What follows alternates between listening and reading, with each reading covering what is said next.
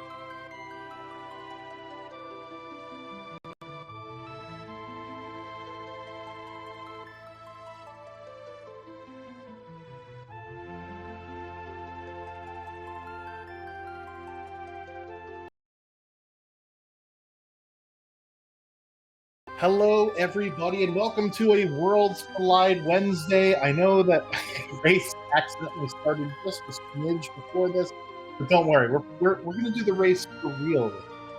My name is Chance27. I will be your host for this evening, and we've got Final Fantasy VI Worlds Collide Randomizer. So, what the heck is going on here? Final Fantasy VI Worlds Collide is an open-world randomizer of Final Fantasy VI, or 3, as some people may know it in the US and North America. And essentially what we did was we shuffled up all the items in chests and in shops. The bosses have been shuffled amongst themselves so that they don't appear in their normal spots. The characters have random commands. The espers teach random spells, and we are rewarded with different things whenever we do one of the game's world events. And we'll get into the nuances of it in just a minute here. So what we do need to do, and the objective of this game, is to unlock and defeat Final Kefka. And as you see on the screen here, in order to do that, we need to recruit 6 characters and find 9 espers, which is pretty standard for what we normally do. However, in this particular race, our runners drafted some flags so that this way it alters the base set of racing flags is some interesting things. And one of the cards that was selected is that you also have to defeat 16 different bosses to unlock Final Kefka. Now, in Kefka's Tower itself, there are 5 bosses, so one would deduce that before going into Kefka's Tower, we need to kill at least 11 different bosses. So that is what we're working with here. How Worlds Collide works is the enemies are based on what's called scaling. So it's not necessarily based on it's not really a location-based scaling. It's based on your progression. And in this particular set of options, our bosses and enemies gain 3 levels for each character, escort, and dragon that we have under our belt. So that's what the levels of our particular bosses will be. We do start with 3 characters, as you see over on the tracker. So that means our enemies will be level 9 at the very start of the game.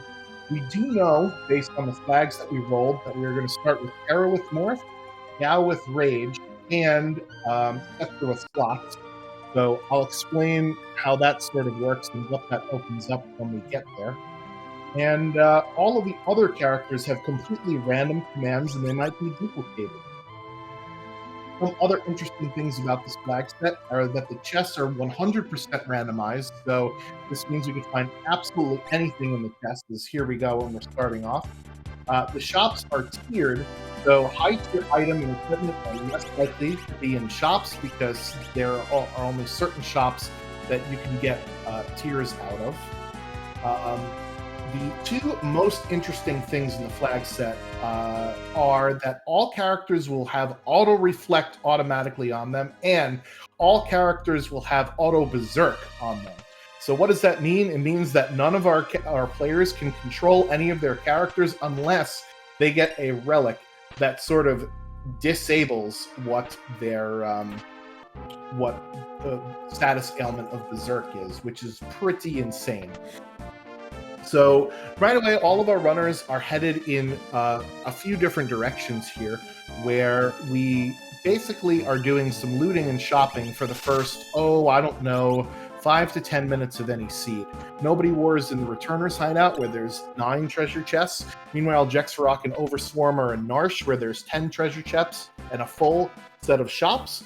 Meanwhile, Zelfer went to the Cave to the Sealed Gate, where there are 13, I think, treasure chests down in the Imperial base, and there are another 14 or 15 inside of the Cave to the Sealed Gate, although the runners don't get every single one of them. Now, the Cave to the Sealed Gate is something that is unlocked by Terra. So in Worlds Collide, there is a concept called character gating, where the world events and different things that you get to do are gated by the characters that you currently have recruited. So in our case, we have Terra, which opens up the Cave to the Sealed Gate, the Leet River, Zozo Tower, World of Ruin Mobliz, and I'm missing one of them. What's the one that I'm missing here? Oh, the Welk Gate, right? So they're usually associated with that character's events in the vanilla game. Since we have Setzer, we have the Culligan Inn, where you recruit him in both the World of Balance and the World of Ruin. You also get the Search the Skies option, where you get to fight the Doomgaze spot instead of manually searching for the 1 or 2 tiles that he occupies on the overworld map. You can automatically just choose that option when you get on the airship. And he also unlocks Daryl's Tomb. Gao unlocks 2 different areas of the game, the first of which being the Veldt, where you recruit him in vanilla, and the second of which being the Serpent Trench, where I guess everybody is sharing the scuba diving helmet. I'm not really sure how that's all supposed to work aesthetically. But anyway, Zelfer is going to show us our first reward here at the end of the cave to the sealed gate. It is not a character, otherwise it'd be a character sprite, so that is a soldier sprite, and we'll see what the reward is here for him. And it is a behemoth suit, so that is not an Esper. That's what we would consider a high-tier item. Also what we would consider a quote-unquote dead check, because it doesn't net a character or a piece of magicite, which is our progression in this game. So that's kind of the lay of the land of how Final Fantasy VI Worlds Collide works. If anybody in the chat has any other questions, just, feel free to shout them out. Nobody War does see 15,000 GP in the World of Balance to Zen, and it's said that for that, this item is yours. So that will be an item. It will not be an Esper, as it is in the vanilla game. Somebody calling that there's an experience egg in the Returner's hideout. So I know that Nobody War went there. Looks like Overswarm also is there, so they will pick that up as well. Jex Varrock, meanwhile, heading over to the cave to the sealed gate. Zelfer doubling back and doing some more looting. Shops in this particular seed are tiered, which means that there are certain shops that will sell you the high tier items and better stuff, and there will be other shops that will sell you just gutter tier garbage, and more shops will sell you the gutter tier garbage than the good stuff. Jex Varrock here, and then Honey finally just got back to me now. So just give me 1 second while I tell him what to do here.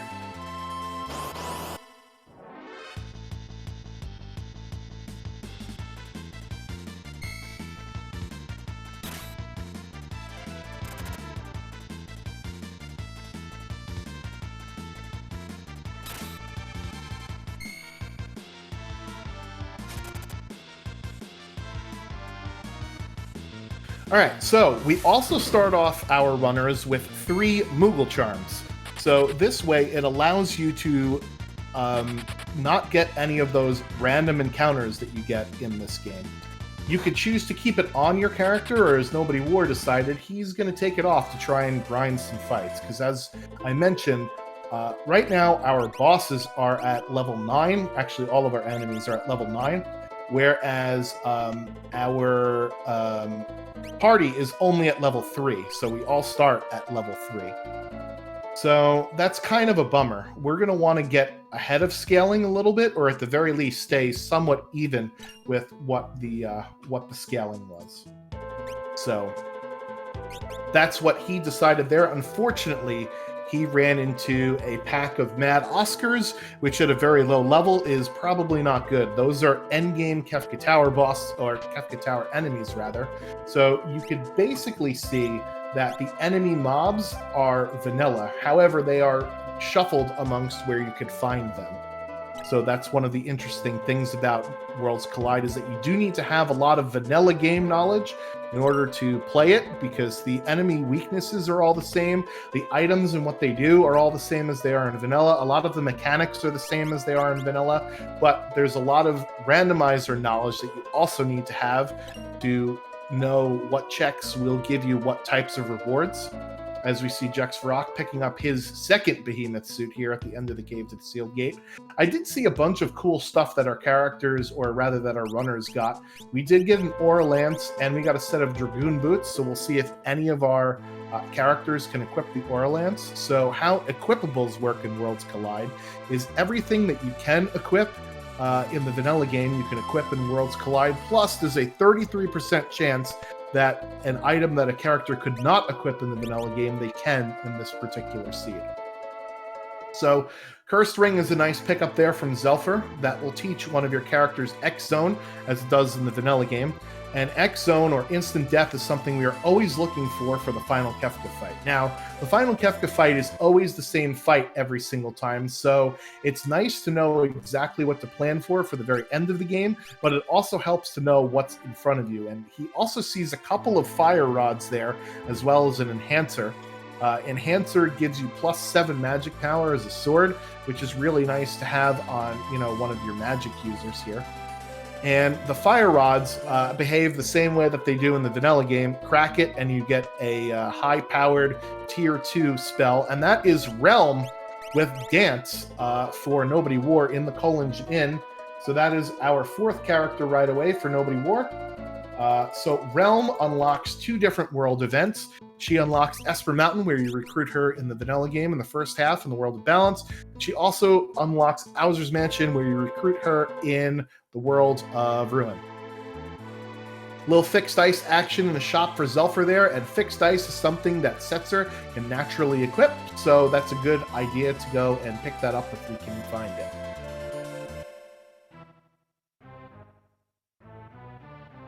Alright, so it looks like Nobody War with Realm is heading over to Bowser's Mansion, because he is now in the World of Ruin J'adore, checking out and see what he could find. Meanwhile, Jexrox and Overswarm are still doing their looting phase here. Interesting to note that in South Figaro, you could loot the outside chests. They are going to be different in both of the different worlds. That's the fixed ice in a bucket there that we saw from Overswarm.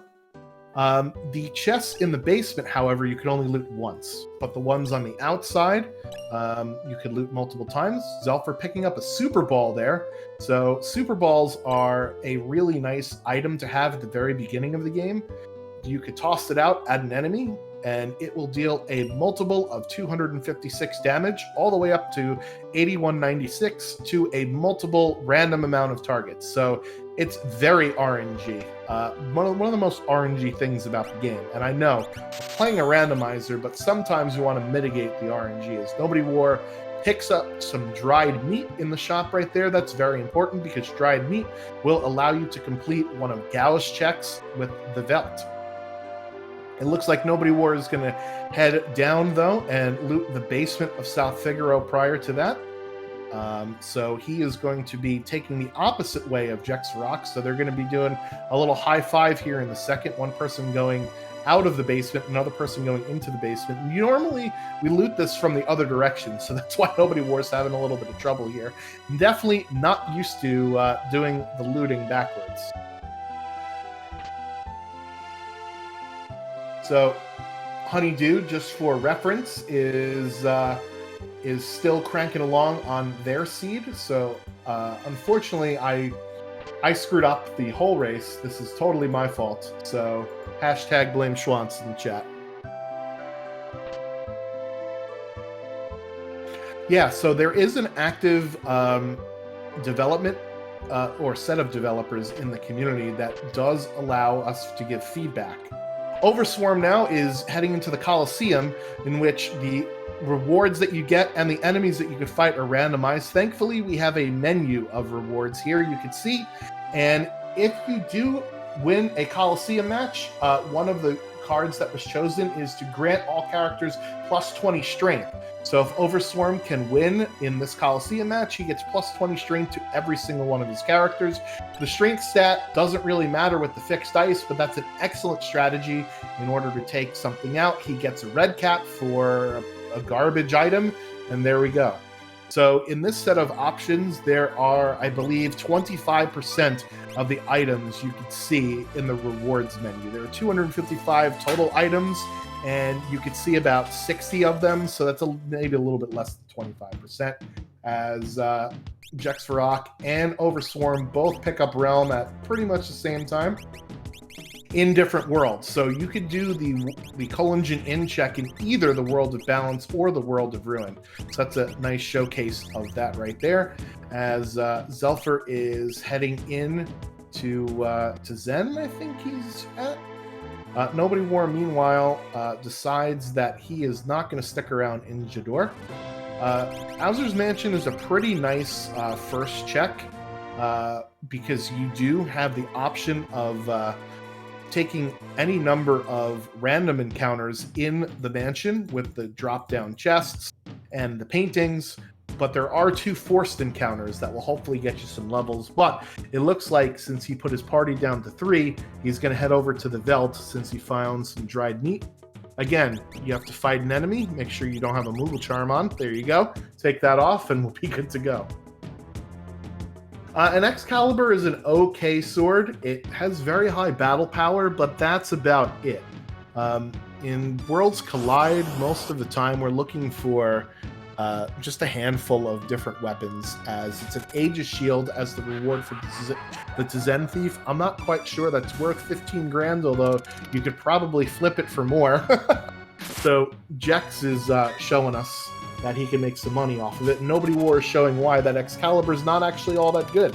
It is a Pearl Elemental sword, and a lot of enemies just absorb Pearl, so this is not fun. Remember, he did run into the Mad Oscars during part of his grind, so he has to unfortunately try and take these enemies down here on the Veld. If you don't fight any random encounters, when you get to the Veld, you'll fight the Lonely Lobo. So that's why some runners opt to not doing any grind fights prior to going to something like the Veld. So the dried meat item gets used when we eventually end up, defeating one of these enemies here.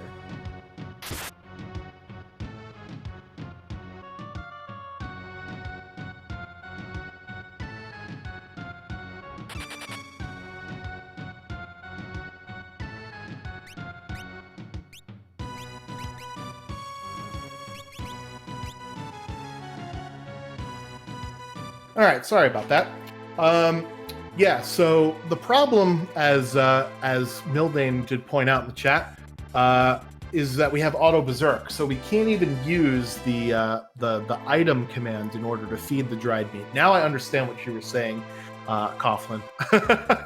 So yes, you do have to have access to the item command in order to actually use the dried meat. As Jexvarok is also going to take one of those objective cards in order to try to fight the fight here at the Colosseum. One thing you can do in order to get rid of the Berserk on your character, remember we have Auto Reflect and Auto Berserk, is you search the shop for some Peace Rings. Peace Rings will disable Berserk. Ribbons will also disable Berserk. I don't know if I've seen any of them yet here in this seed, so that'll be interesting.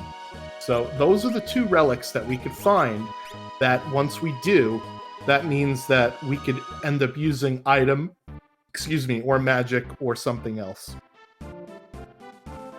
So probably why some of our runners are searching far and wide here in some of these relic shops.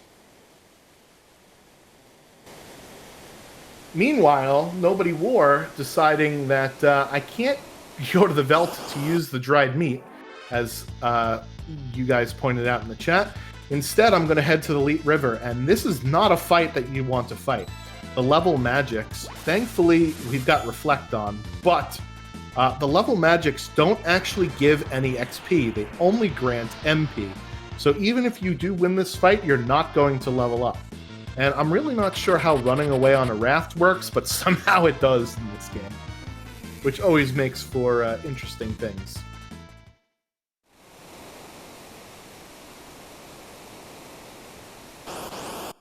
Yeah, so Zelfer searching far and wide. He's even in World of Balance Mobilism. Oh god, Doom Dragons. Yick. So if Nobody War can get past this fight, this will be really good. However, Doom Dragons are very dangerous because they cast Fallen 1, which brings you down to 1 HP. And then they can do a physical attack and you're dead. Or they can do an AoE attack like this and you're also dead. So, not so much luck on the Leet River here. Meanwhile, Jexvarok, I don't think he did the Veld, because I don't know if he found a Peace Ring or not, but he is hopping into the Serpent Trench anyways, and this is yet another way to gain some levels. There are anywhere between 3 and 5 forced encounters here in the Serpent Trench, and it's not really a big deal, because there is no boss at the end of the Serpent Trench. Yeah, Nightmare Elite River for sure. So there's a few mobs that you can encounter on the Elite River. I think there's up to 4. But if the first 2 are level magics and Doom Dragons, you just reset out. You just say thanks, but no thanks. Alright, Overswarm heading around in the Cave to the Sealed Gate. It does say 2,000 GP inside, but the game lies. It's only 243. Yeah, so in our draft, Nobody War picked, in the first round, he picked not the Auto Berserk, and the card was presented to him in the first round, and he said, you know what, I'm going to be nice. Then in round 2, he got the card again to allow you to do Auto Berserk, and it's a very rare card. It's one of the mythic cards, so it only shows up every once in a while as an option. Lo and behold, it showed up for him 2 rounds in a row. So the second round, he said, you know what, Seed? I'm going to give you what you want. And that should make for an interesting race, I guess.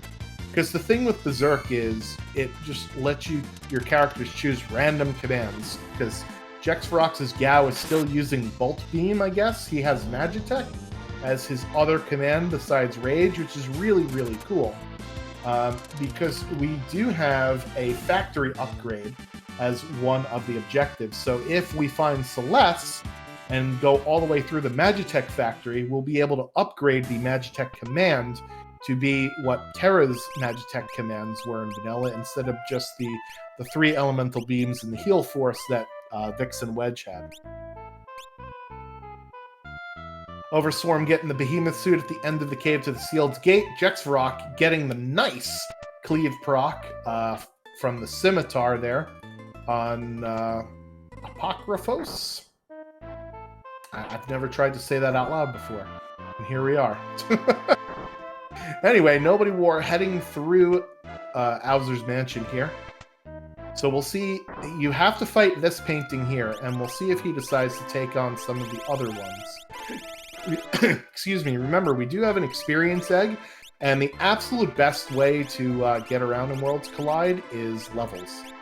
There you see Terra's natural magic. So naturally, Terra has learned Ice 2 and Fire 2 already. In this set of options, both Terra and Celeste have their natural magic.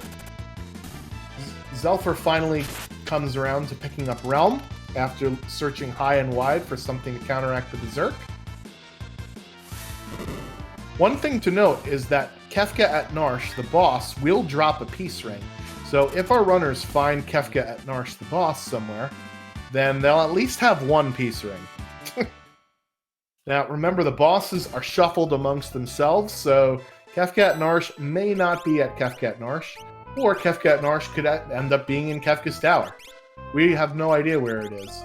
It looks like Zelfer did find some sort of ribbon peace ring thing, because he is allowed to use some other commands, and throws the dried meat at a ghost, and that is his first Magicite, named Ragnarok. It's important to remember, even though the Serpent Trench is good for leveling up, we do need 16 bosses in order to unlock Kefka, or 11 by the time we get to Kefka's Tower. And it is Ultros number 1 here in Owser's Mansion. Meanwhile, Jexferox at the end of the Serpent Trench, I'm pretty sure that was a piece of Magicite. I didn't quite see exactly what it was. But it looks like Zelfer's going full fixed ice offering there for Setzer. And that makes sense, because Setzer's got Berserk anyway, right? So why not? You're going to choose the fixed ice most of the time, so let's do it. Meanwhile, Nobody War getting his 5th character here with Strago. Let's see what Strago has Capture.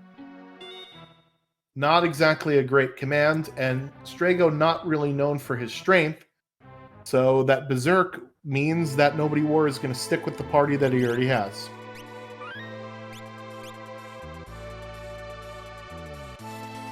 I completely forgot to post my little announcement. So let's go ahead and do that.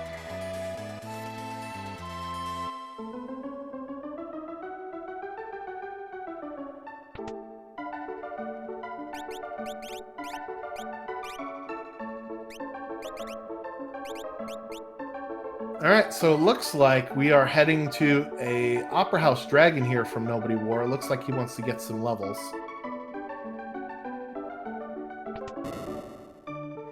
Meanwhile, Zelfer diving into the Serpent Trench and finding some dinosaurs.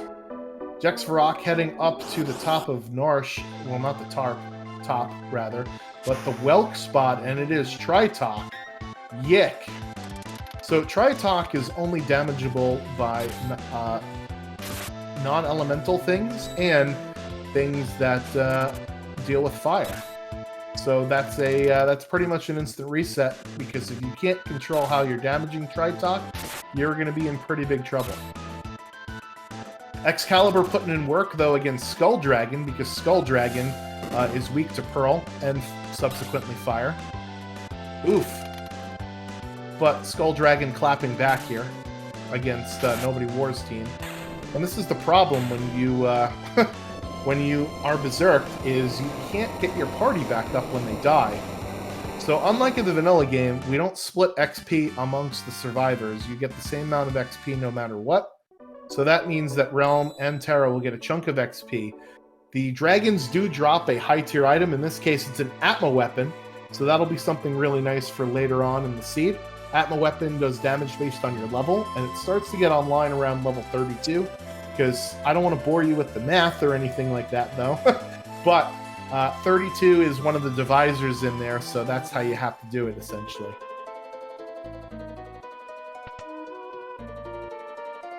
Yeah, so little fixed ice offering action here from Overswarm, and that is how he's going to get past Tritok. Crack Pow, very nicely done for him. So we're going to see what this reward is, because Jexvarok was unable to get past it. And it was a Norsh Guard, so it's not going to be a character here. It'll either be an Esper or an item. Soldier Sprite at Kefka at Norsh means that this will either be an Esper or an item. And unfortunately for Overswarm, it's another dead check, a Magus Rod there. Hopefully somebody can equip the Magus Rod, like Gao, who's got access to Magitech.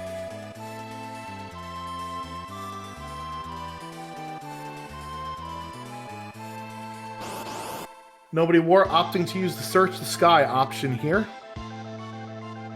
And he did defeat a dragon, so we'll put that down up there. And I haven't been keeping track of boss kills, so let me do that. So, one boss for Overswarm, I believe, and one boss for Nobody War. So unfortunately, I don't have a tracker for boss kills up on the overlay that we've got here on SpeedGaming, but I have it noted down here on this little scratch pad that I have, so I'll refer to it and keep you guys apprised and updated as the seed goes on here. SR Behemoth, either Scrontium or Senor or Sriracha or Sir Behemoth. Insert whatever you think SR stands for here. As Zelfer picks up his second Esper, so that wasn't Esper at the end of the Serpent Trench, it's Palador, which is a pretty nice one to have in our final fight. It allows us to have our entire crew just jump over anything, and we mostly use it for getting out of the way of one of Kefka's final moves called Fallen 1, which reduces you to 1 HP. We already saw it being cast on Nobody War with the unfortunate Doom Dragons. We got Speedrun Behemoth as one of the options from the chat. I could dig that. Nobody War Peaking Fanatic's Tower. You can peek the bottom of it, and if it's a character sprite, then you'll... Or if it's a character reward at the top, you'll see with a sprite at the bottom, it's an imp sprite. So he decides, what the hell, I've got Auto Berserk, and this is the only dungeon where you can only use magic, so actually, I'm going to use the Auto Berserk in my favor and climb up here, potentially fight this dragon, and then the boss at the top, including a high tier item. There are some glowing stones available for Overswarm there, as I'm pretty sure he picked up his Strago. So that's his second boss that he's killed, I believe, unless I'm wrong about that. Meanwhile, Zelfer deciding to get the plus 20 strength from that win at the Coliseum. Not really any great items at the Coliseum off the bat, but, you know, plus 20 strength is a pretty good reward.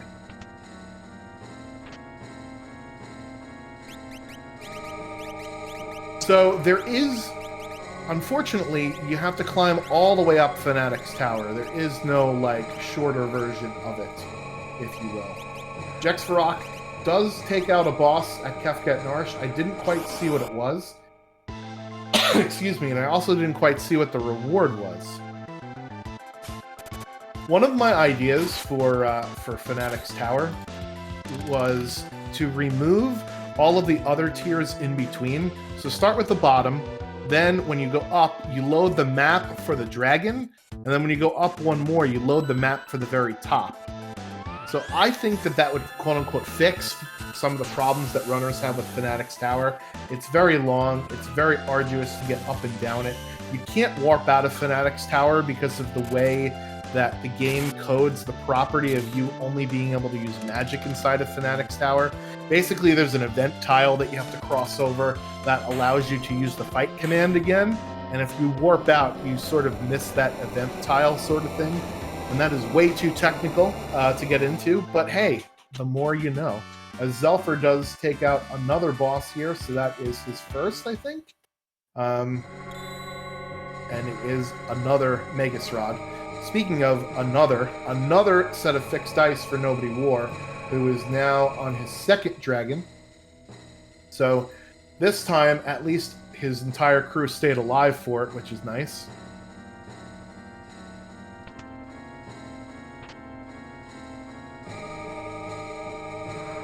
I'm going to see if Jexvarok got himself an Esper or not.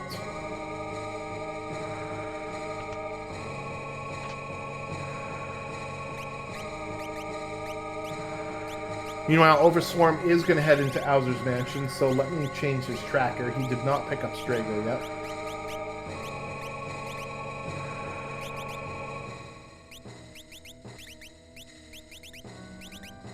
Have an extra tall tower, but have it incentivized. Well, there are some randomizers that are like that, where they're basically just like floors and floors of dungeons where you fight random bosses. I think the Secret of Mana randomizer used to be like that before it got changed into being, you know, the open world sort of thing that it is now. I never played it, but it looked interesting, so...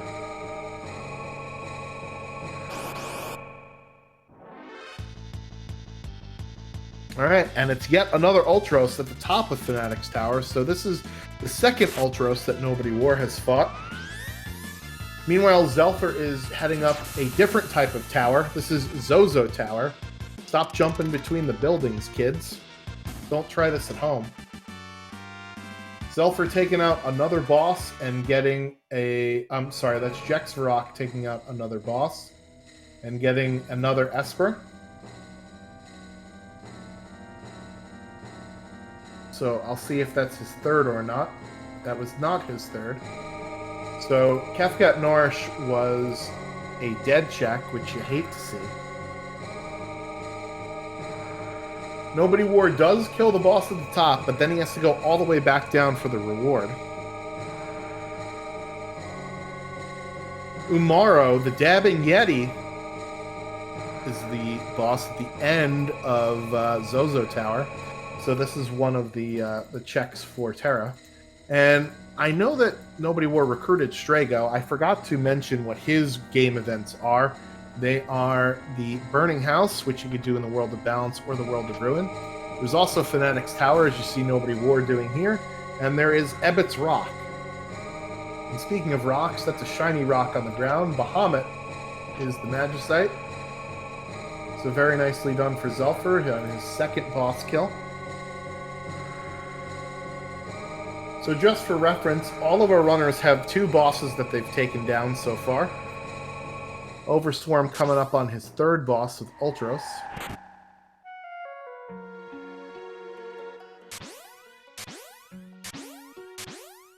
Yeah, Strago's checks are, they're not well liked within the community.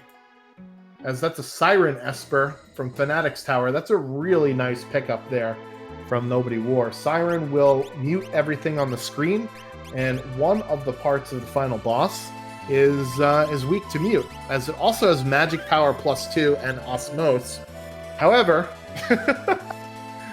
with only Berserk and no access to anything to get rid of it, we really can't do much about the magic stat there.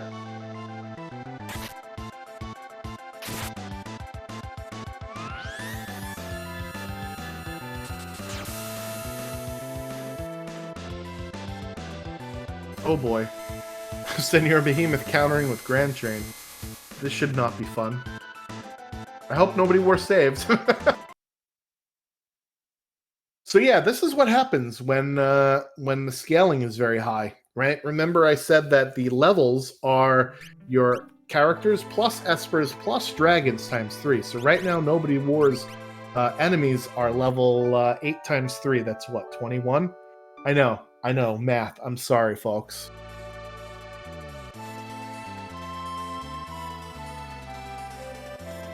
Thankfully, he did save after Fanatic's Tower. Overswarm somehow must have found the ribbons that Zelfer did, and he is going to feed the ghost there for his very first Esper Ragnarok. And hiding in the Hyde Knights, everybody's favorite Final Fantasy jazz band here. And it looks like Jexferox's Gal picked the Retainer Rage, which is really nice, because that's shock. Nobody War heading back at it again. This time he thankfully healed his party up before heading into this part. Behemoth actually has 2 parts. The first part weak to fire, absorbs ice, and the second part is undead, so it's weak to Pearl and can be instant death. Now, there is a flag in Worlds Collide that doesn't allow you to cheese bosses like Senor Behemoth and Haydn by throwing a Revivify at it. It's called the No Undead flag, and that means that the bosses don't retain the undead property that allow us to easily kill them. We felt that that was kind of cheese and not really in the spirit of trying to fight the bosses, so we decided to go ahead and make it so that you actually had to kill the bosses. Couple of more pieces of Magicite as both Zelfer and Nobody War and Jexferock there take down their bosses. So that's Ifrit for our runners on the right-hand side. And it will probably be Nobody War in just a second here.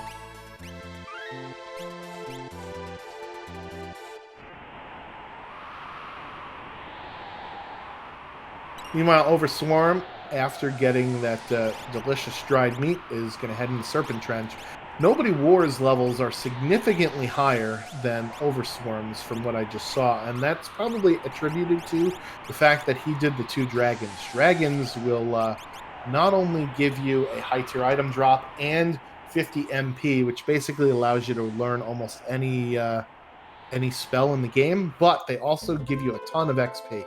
So even though the levels go up by 3, your character's levels may go up by more than 3. And Jexferock is in Esper Mountain here, where we can kind of get a peek, and it looks like that's Cyan walking around there. So Jexferock is going to get a character that our other runners do not yet have. Meanwhile, Zelfer here takes out Behemoth in the sky for his 5th Esper. That's another boss for him. Nobody War, meanwhile, is in World of Ruin Mobliss. This is one of Terra's checks, and one of the great things about this check is you actually fight 2 different bosses. So you have to fight Funbaba 3, and then you have to fight whatever randomized boss comes in for the next phase of Funbaba. Unfortunately, you do get 2 of your characters blown away here, so he's going to have to do this with a party of 2 instead of a party of 4. Meanwhile, we got our first statue boss sighting of the seed, and it is in Esper Mountain. Jexferock taking on Doom. I actually don't know if Jexferock has 4 characters. I thought he did. I'm pretty sure he picked up Realm. He has to have had Realm because he's in Esper Mountain. Maybe he just threw Realm on the bench. Sorry, Realm. F's in the chat for Jexferox's Realm. Nobody War putting in work now with that fixed dice offering, and of course, Curse of the Commentator. Atmos just says, sit down, Setzer, please. That is actually the most ideal party that Nobody War would have liked to have had for this fight, is his fixed dice offering user. Unfortunately, Atmos says, get off my lawn. See you later. And that means that Nobody War is back down to 3 bosses again. Jex Rock killing another boss, and gonna pick up another character, this time Cyan with Sketch. Not a very good ability, but Cyan has pretty high strength and can use the Sky Renderer, which we just won from the Doom fight. So that's pretty good. That's a decent build for a Berserk character. Meanwhile, Nobody War really digging into the Strago checks is in Ebbets Rock now. Which makes sense, he's here, right? Overswarm grabbing Palador, so that's yet another Magicite for him.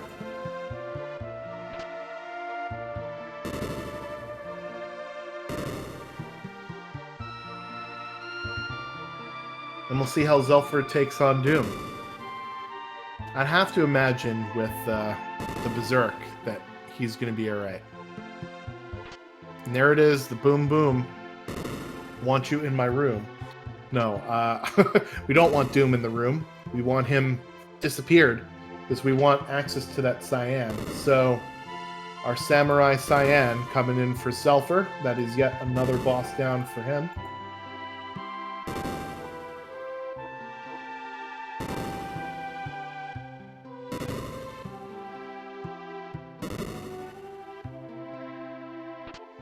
I should load up my Twitch on my phone and make sure that I have my tracking correct.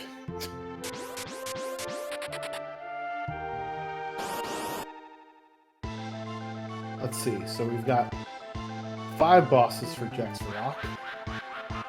Oh god, it's Doomgaze. That's not fun. Thankfully, Nobody War passes his level test with flying colors, so that's always nice to see.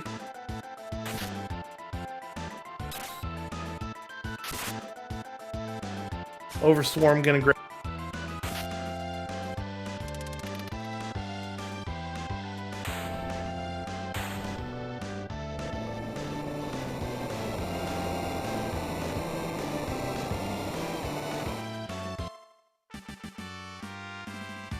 Very nicely done fight there from Nobody War, getting the easy kill, or so it seemed, on Doomgaze there.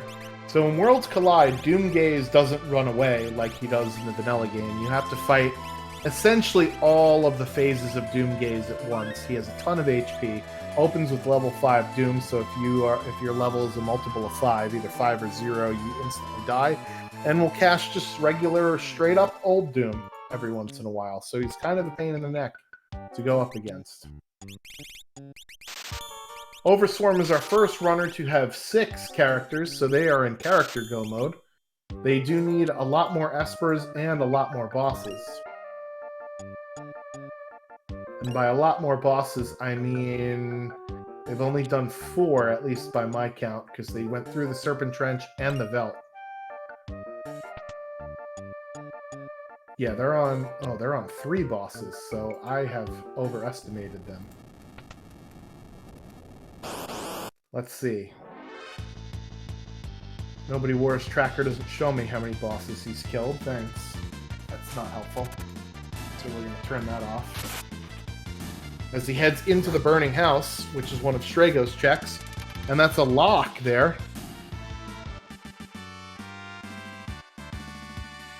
So Doma Siege, which is where Overswarm is, and Cyan's Dream, which is where Zelford is, are 2 of Cyan's checks.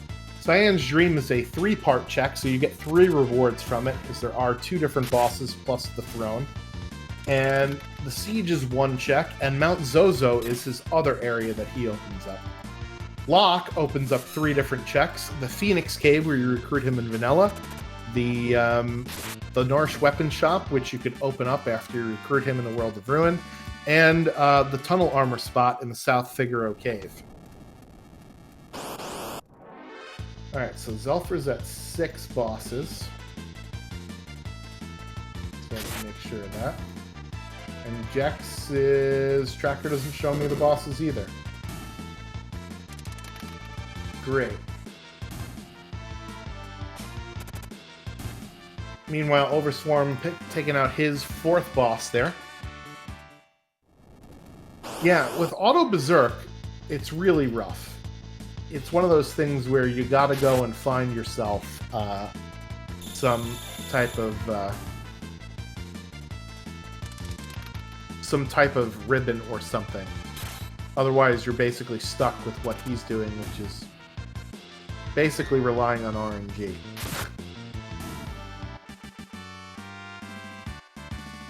Jexarok, meanwhile, heading into the Dome of Siege, is also going to pick up Locke. Locke with Dance.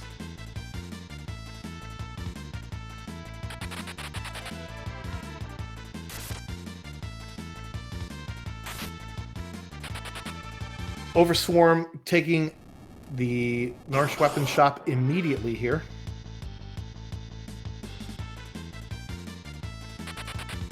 And able to choose between a Snow Muffler and an Esper. You're going to pick the Esper every time.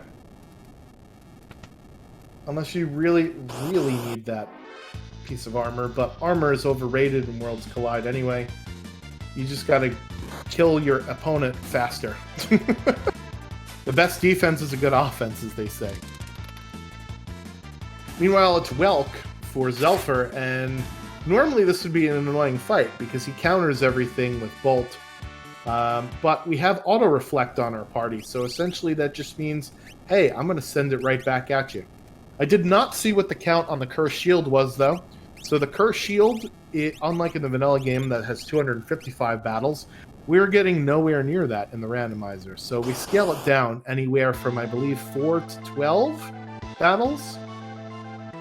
And you unlock the Paladin Shield. Now, unlike in the vanilla game, the Paladin Shield does not teach Ultima in this set of options. Zelfer taking out his 7th boss. Jex taking out his 6th boss. That's a character for him and an Esper for Zelfer. We'll see if there's another one on the throne here. Meanwhile, another boss down for Nobody Wars, so that is his 5th, I believe. I didn't see what the reward was. I looked away for just a split second. It looks like Zelfer has 7 Espers.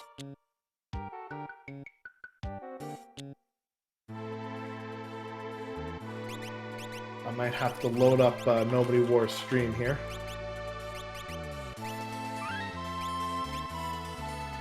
Meanwhile, Jexarok following Zelfer into the Dome of Siege. You get a little high five. One runner going in, one runner coming out. And Overswarm, I believe, is either in the Serpent Trench. No, that's a Dirt Dragon. So he's taking on the Opera House Dragon here. Or at least I believe it is. It's either that or the Mount Zozo Dragon. I don't think it's the Opera House Dragon because we saw that, right? That was the white dragon that Nobody War took on. So I'm pretty sure this is the Mount Zozo Dragon. Alright, so that was an Esper for Nobody War. He's actually at 6 and 4. So I missed him, picked up a character along the way.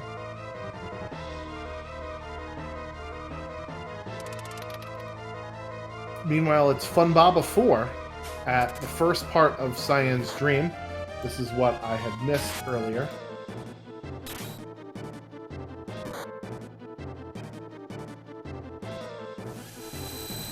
That's a dragon down for Overswarm there.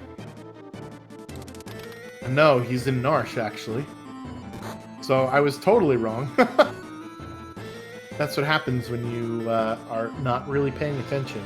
Or you have 4 screens to look at the same time. Phase 2 of Doom is very annoying with Berserk, unless you have items like the Illumina and the Fixed Ice, which actually never miss, because Doom gets both the Image and Reflect status when he gets to his second phase here. Now you have to break the Image status, which it looks like he's done, because Realm was able to actually attack there. That's another set of Fixed Ice as a reward at Cyan's Dream number 1. So there's Fixed Ice all over the sea. At Mount Zozo, we have the Red Dragon. As Reflect gets removed That's something you don't see very often. Alright, so that's Nobody War's 6th boss and his 6th character. Little Palador action from Overswarm here, so you get to see exactly what Palador does. Basically, it allows your whole party to jump off screen, which, like I said, is really nice if you want to avoid AoE attacks. Something like Fallen 1. You can even use it as a pseudo calmness protection because your characters will come down one at a time. So if you get sleep in tier 3 to low enough HP, you could use it sort of as calmness protection. As Zelfer picks up a Valiant Knife from the dragon, and unfortunately that star on the ground means that this is a dead check here at Mount Zozo. Overswarm, meanwhile, doing Tritok Cliff, which is actually one of the few checks in the game that is not gated. However, it only can reward an Esper or an item. So he defeats the dragon, he takes the Esper, and he's going to run with that. So very nicely done. Aura Lance is the reward for Zelfer. Not something you want to see because we already have one of those. Pretty yick, if you ask me. When can you miss it? That was Narapa for Nobody War. So all of a sudden, Nobody War getting into a rhythm here. And sometimes that's what happens. You know, it takes you a little bit to get going, but once you get going, he's just embracing the berserk chaos.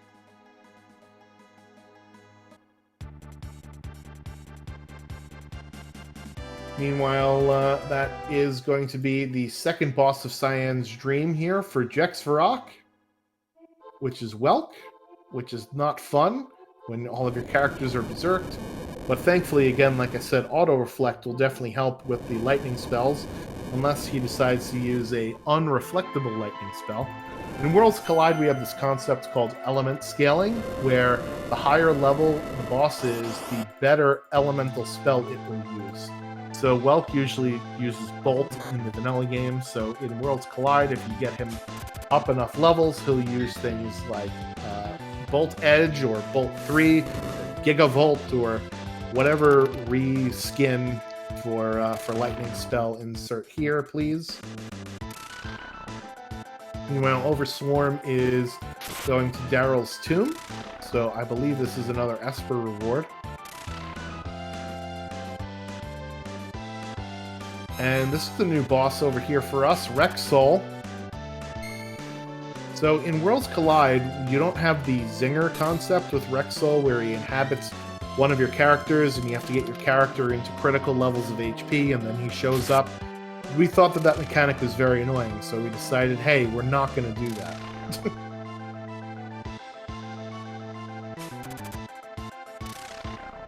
Zelfer with his 8th boss kill. That's Jex's 7th boss kill there. And he's going to grab a couple of Espers out of Cyan's Dream to put him up to 6 and 5.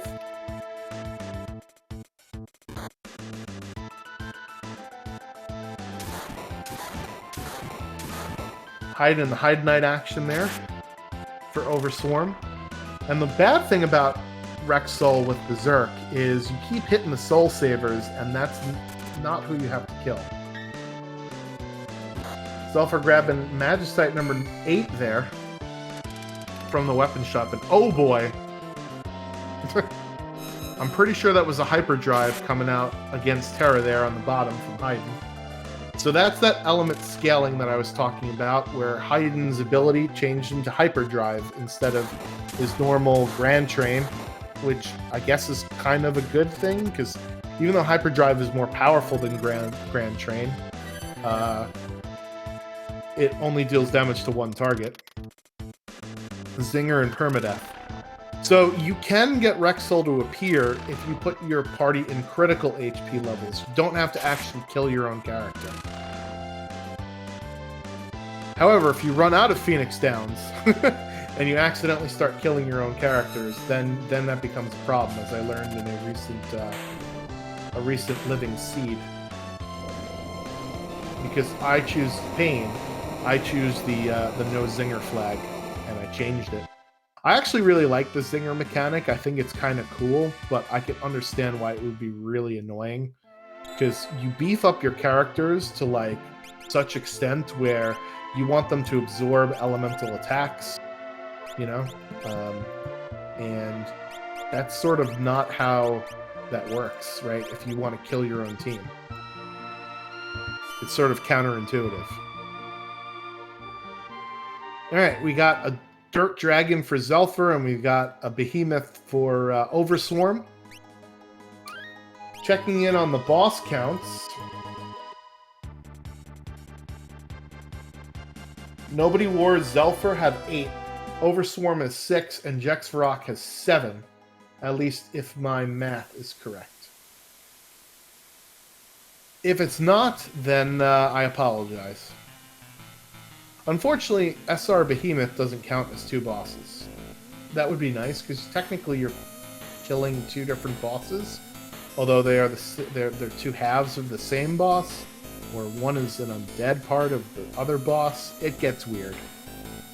I try not to question the decision-making there as to what counts as a boss and what doesn't, because Overswarm takes out his 7th boss here, and will be rewarded with a piece of Magicite.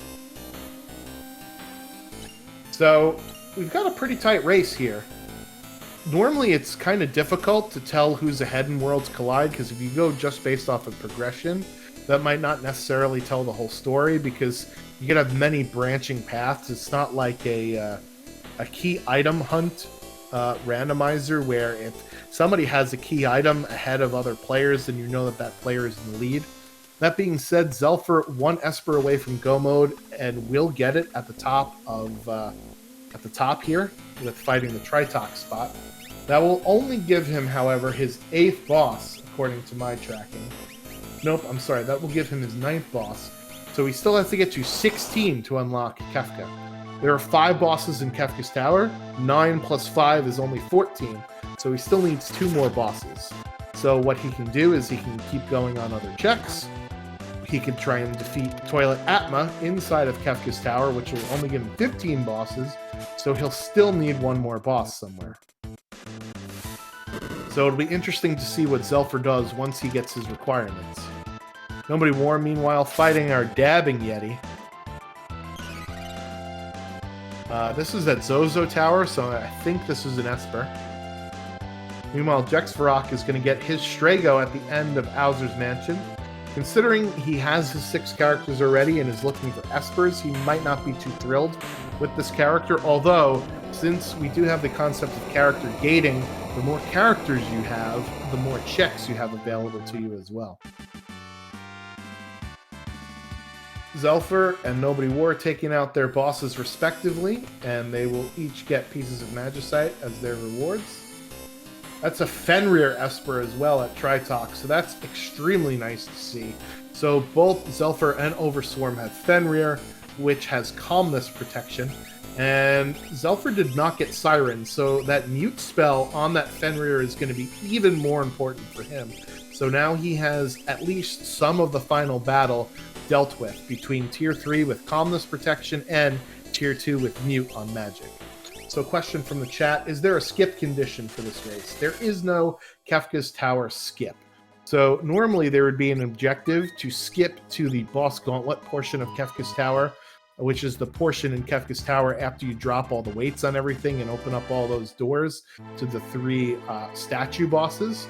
But in this particular flag set, our drafters did not choose any cards that had any skip. So if you're joining us again, this is Final Fantasy VI Worlds Collide, the open world randomizer for Final Fantasy VI. Our runners did a draft, which means they altered the standard race flag set to be some interesting things. Some of the things that they picked, and I'll go through the picks here, as we're kind of seeing everybody doing a bunch of different things, including Zelfer going into Kefka's Tower first. I somehow forgot to click on his Magicite there. So let's go ahead and give some audio to Zelfer for Kefka's Tower. So here are some of the picks that we got. The first pick was Terra and Celeste will learn Natural Magic. So that's who the Natural Magic was randomized onto, was Terra and Celeste, which is vanilla.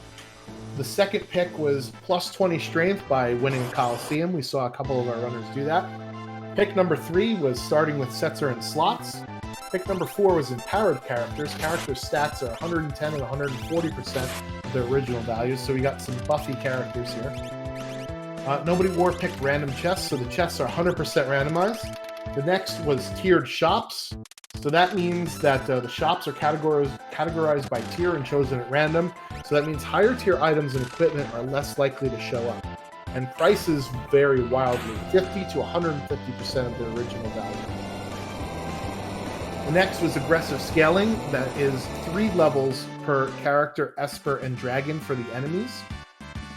The maximum scale is 60, so our bosses are going to be much stronger than normal.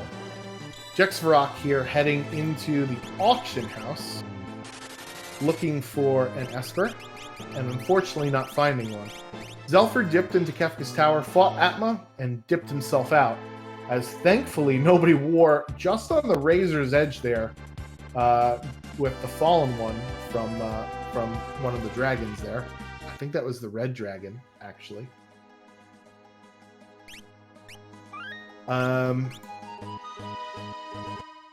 So where was I? We were talking about the picks. So the next one was Auto Reflect. After that was Chaos Magic. Spells cost between 25 and 175 of their original cost. I don't think we've really seen that come into play a lot because, again, we had the No Berserk thing, which was the next pick. All characters have Auto Berserk. The next one was Gao with Rage as a starting character. Then is Terra with Morph as a starting character, so that was our 3 starting characters there. The Kefka Tower requirements of 6 characters, 9 Espers, and 16 bosses was selected after that. Another pick was random commands, so the other characters, other than those 3 that we started with, their commands are completely randomized. And then the other one was the factory upgrade to get the Magitech upgrade at the Magitech factory finish check. Nobody War heading over to the weapon shop here. And will be getting himself a nice shiny stone. Meanwhile, Overswarm is going to grab 2 more Espers out of Cyan's Stream. And Zelfer, I think, went to the South Figaro Cave to fight Rexall. And then after this, he will be at 11 bosses. So that will mean he can go through Kefka's Tower as normal, fighting the 5 bosses at the Inferno, Guardian, Poltergeist, Goddess, and Doom spots to unlock Final Kefka. Overswarm, that is his 9th boss with Welk there. And they will be picking up 2 more Espers. Jexvarok gave up on the auction house play and is in Mount Zozo. So the auction house has a potential of up to 2 Espers in it. And how the auction house works is if you buy items, they come out of the potential pool. So if you buy the $50,000 item, which shows up 50% of the time, it comes out of the pool. And that'll increase your chances of getting an Esper. So that's usually what runners do. As Zelfer is now at 10 Espers, 6 characters, and 11 bosses. So he's ready to go take on Final Kefka here. Overswarm grabs 2 Espers, so I believe he's at 8 now. So all of a sudden, Overswarm at 7 and 8 is our next closest, I think, to their requirements, although Nobody War at 7 and 7, is that correct? Yes. And this, unfortunately, is a dead check here at Welk. Overswarm is going to head down into Mobliz and see exactly what is the reward here. You could talk to this little girl. We're not going to take experience egg away. Interesting that Nobody War attempted this check earlier. I didn't see what the reward was, but I guess it kind of makes sense early on in the seed to try and grab an experience egg if you can. Because they are very, very powerful items, as Jexvarok takes out his first dragon, and he's going to be disappointed that there is no Esper here at the top of Mount Zozo. He really needs those Espers.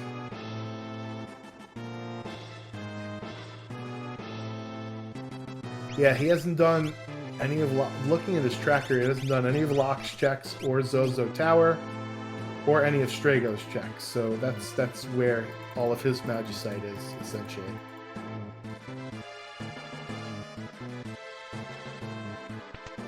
How many checks has he done? Can't tell. Some of the trackers do have this information on stream and some of them don't. So that's why I'm checking the individual runners' streams themselves just to see.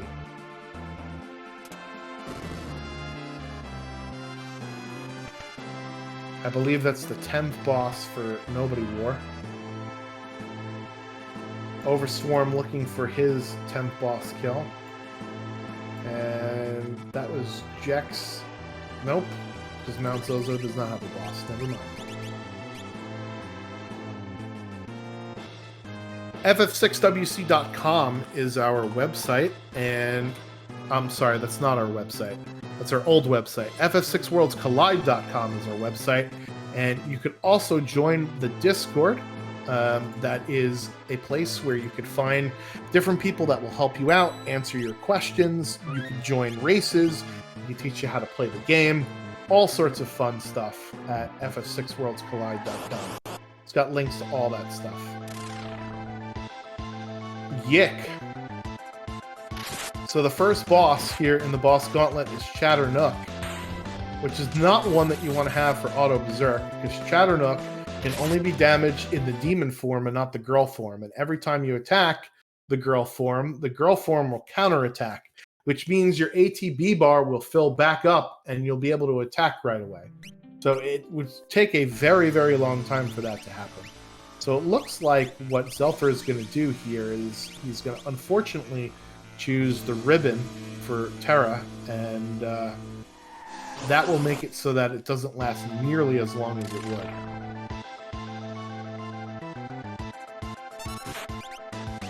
Apparently Nightbot is dead, because I tried FS6 weekly and that didn't work. Boss number 10 down for both Overswarm and Jexarok, killing the same boss at the same time.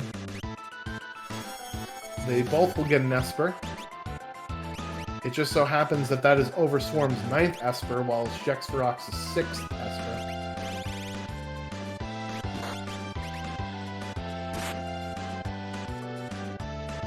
Yeah, so here comes the demon form up. Oh goodness.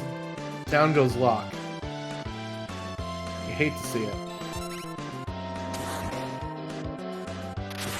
That's the risk that you play when you have the Valiant Knife. So the Valiant Knife does more damage as your HP gets lower and lower. But if your HP gets too low, then sometimes you get knocked on your butt.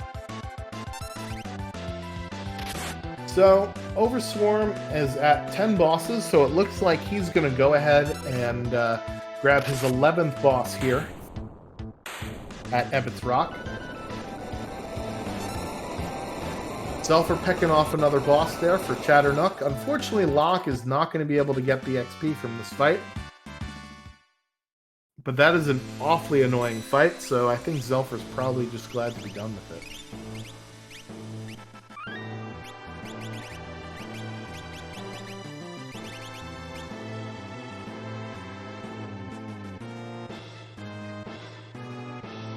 Dirt Dragon opening Quake. Yick.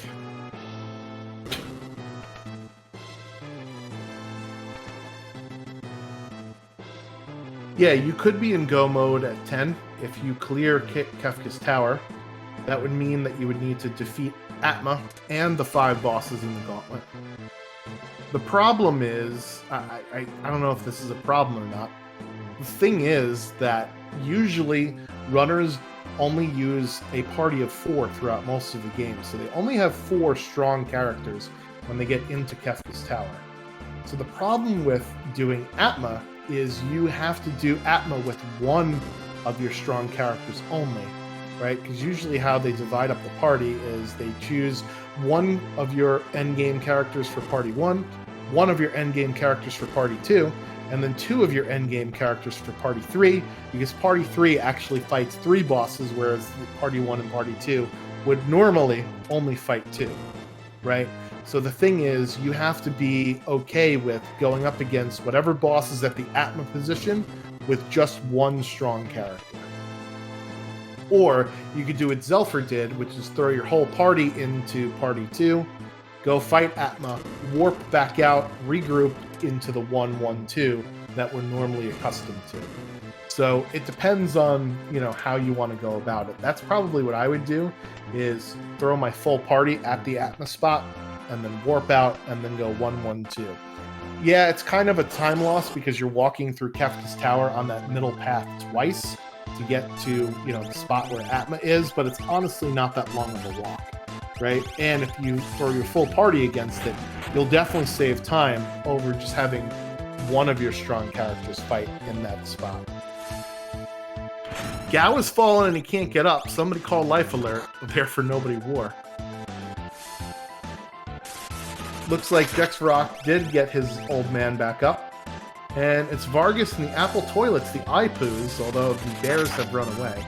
For Zelfer, Nobody War is going to be picking up his 8th Esper here. And the Serpent Trench does not have a boss with it. So that is rather unfortunate for Nobody War. But you know what? He needs Espers.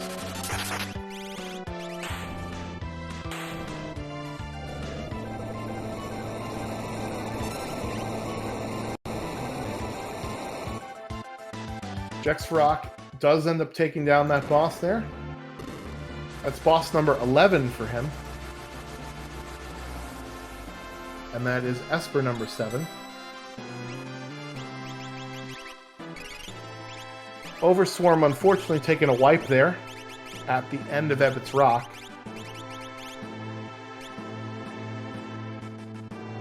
Thankfully he saved inside of Ebbets Rock. I've never seen anybody do that before. It is Doomgaze though, so he has to take off the Moogle Charm and get some levels underneath his belt in order to not run into the level 5 Doom again. That's big F's in chat for Overswarm.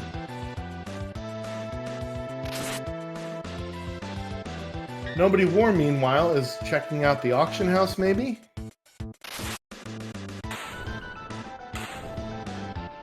As Ghost Train goes down for Zelfer. Unfortunately, no access to suplex here in this seed. At least not that we know of, anyway. I didn't see a blitz on any of our characters.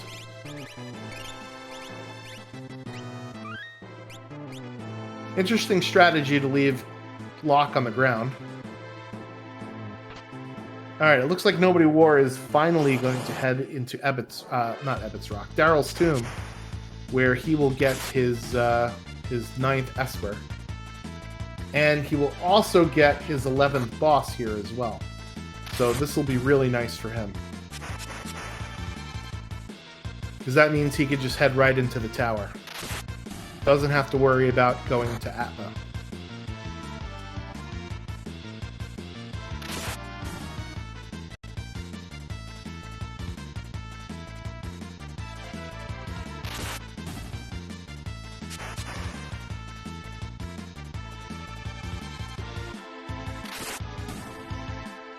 Alright, we got multiple Ebbets Rock trips here. I didn't see what Jexrock's levels were on his team.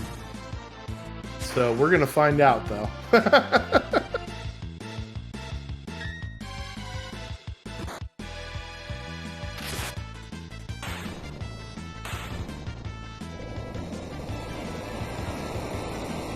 Alright, Rosopa's coming out for Zelfer and being promptly set away.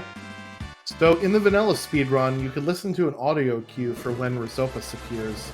That doesn't necessarily work in Worlds Collide because we randomize the time that he appears anywhere between 5 and 55 seconds, and it always feels like the latter and never the former.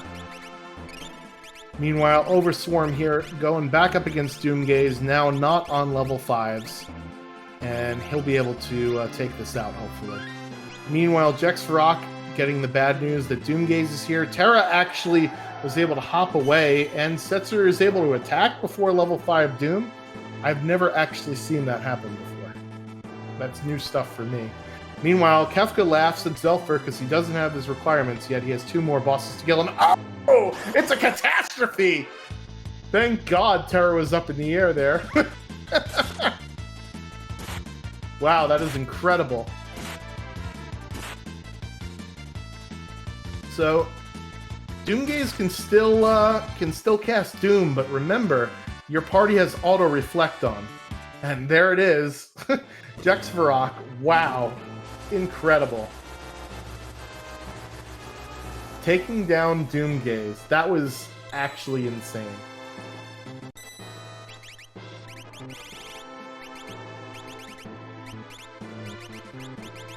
I believe that's both of their 11th bosses.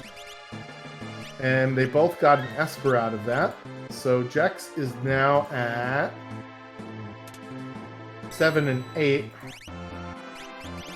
Meanwhile, Nobody War is going to get his 9th Esper here. That is Ifrit. And that is his 11th boss. So he can now head up to Kefka's Tower without a problem. Zelfer, 11244, is stepping up to the plate of the final switches here.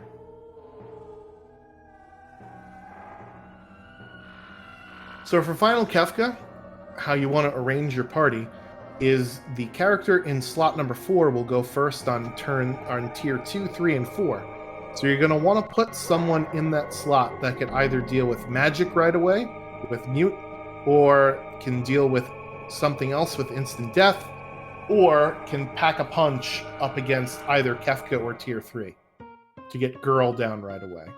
So we'll see how, Zelfer decides to arrange his party here.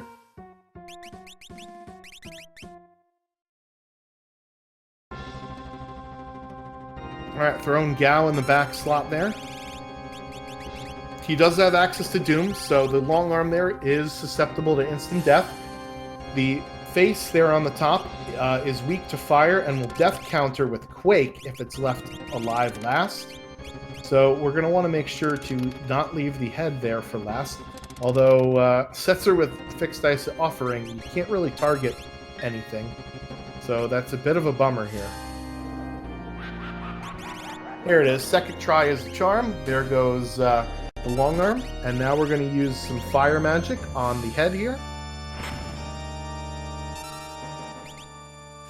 I always put the scrubs in. I'm just kidding. So, I will sometimes, make sure I know who my 5th character is, just in case something ridiculous happens and you have to pull a character off the bench. But in the final Kefka fight, if one of your characters is dead as you transition from one tier to another, somebody off the bench comes and subs in. And in the vanilla game, it's not that big of a deal, because you're kind of using most of the characters at different times throughout the game, so they're all around the same level. Not in Worlds Collide, though. We pick our party of 4 and we stick with them and we level them up as much as possible. So, therefore, it's a terrible idea to have somebody come in off the bench on the ground there.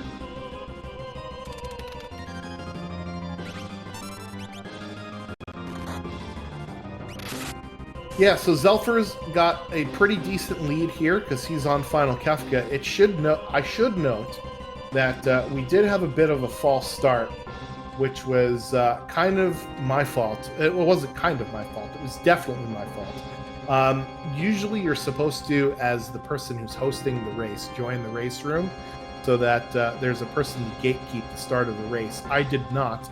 And as I was cropping up streams and looking away, all of our racers readied up, and that started the timer in the race room. So I had to reconvene everybody, and one of our racers minimized the chat and just went. That racer is Honeydew, so I will drop their link in the chat so you can give them a follow. Spoiler alert, they finished 127.56. So they are... If Zelfer takes a while with this fight, he could actually be in second place, I guess you could call it, for this particular race, so we'll see how it all shakes out. So here comes Tier 2. We have access to Mute, so that means that that guy Magic, who only casts magic spells, will now go away. The tools in the middle is susceptible to instant death, so we'll use our instant death again that Gao has with the Doom spell. That blue guy there is hit. He will death counter with 10 hits, and he will just do physical attacks. Tiger is what he's sitting on top of, is weak to ice, and will do some nasty status things like turn your parties into zombies or freeze them, and has generally annoying spells and abilities.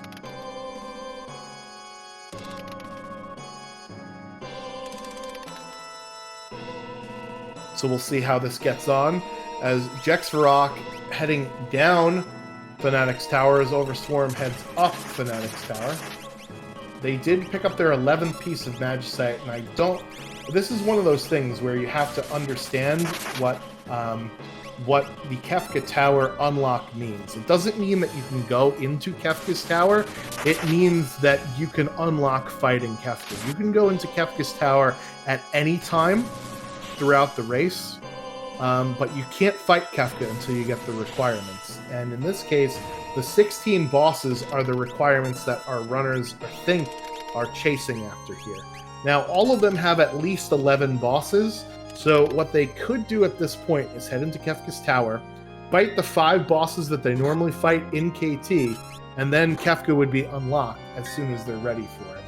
Unfortunately, I don't know if everybody knows that, or if everybody realizes that. There are some times that, you know, you don't understand the implications of certain flags as you're running them.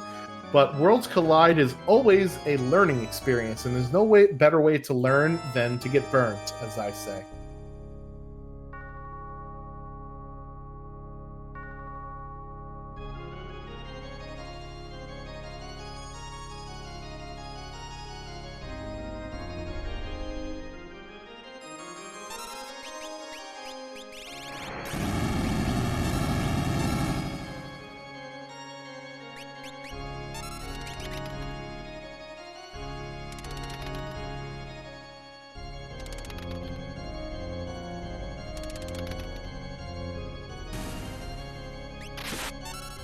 Alright, so up to tier number 3, there are 2 parts of tier 3. First is the girl that's in the back.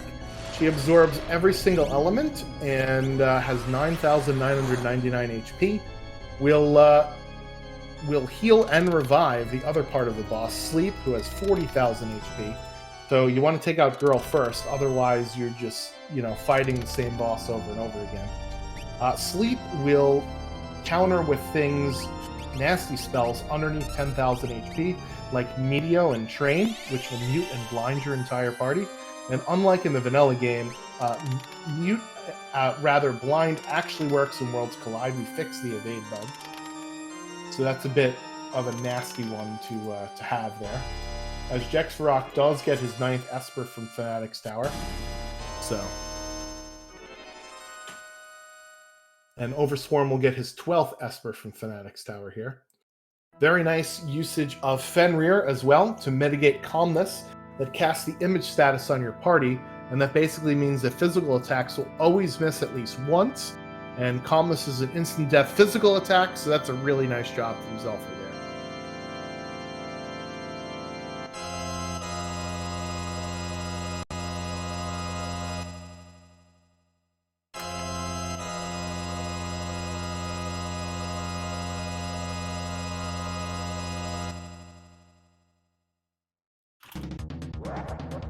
Alright, so then here's Final Kefka. This is the 4th and final part of the final boss here. So basically what Kefka does is he's got 60,000 HP. He will cast Fallen 1 on his first turn if he still has more than 30,000 HP. If he has less than 30,000 HP, he will counter with things like Hyperdrive and Havoc Wing, which are both the single target highest magical and physical damage in the game. If under 10,000 HP, he will counter with Ultima, so we want to be careful about that. But if he's charging up for Goner, as he is right here, he will not counterattack. So that's why you see the shields coming off, the dice getting rolled, and this is the time to pour in the damage against Kefka.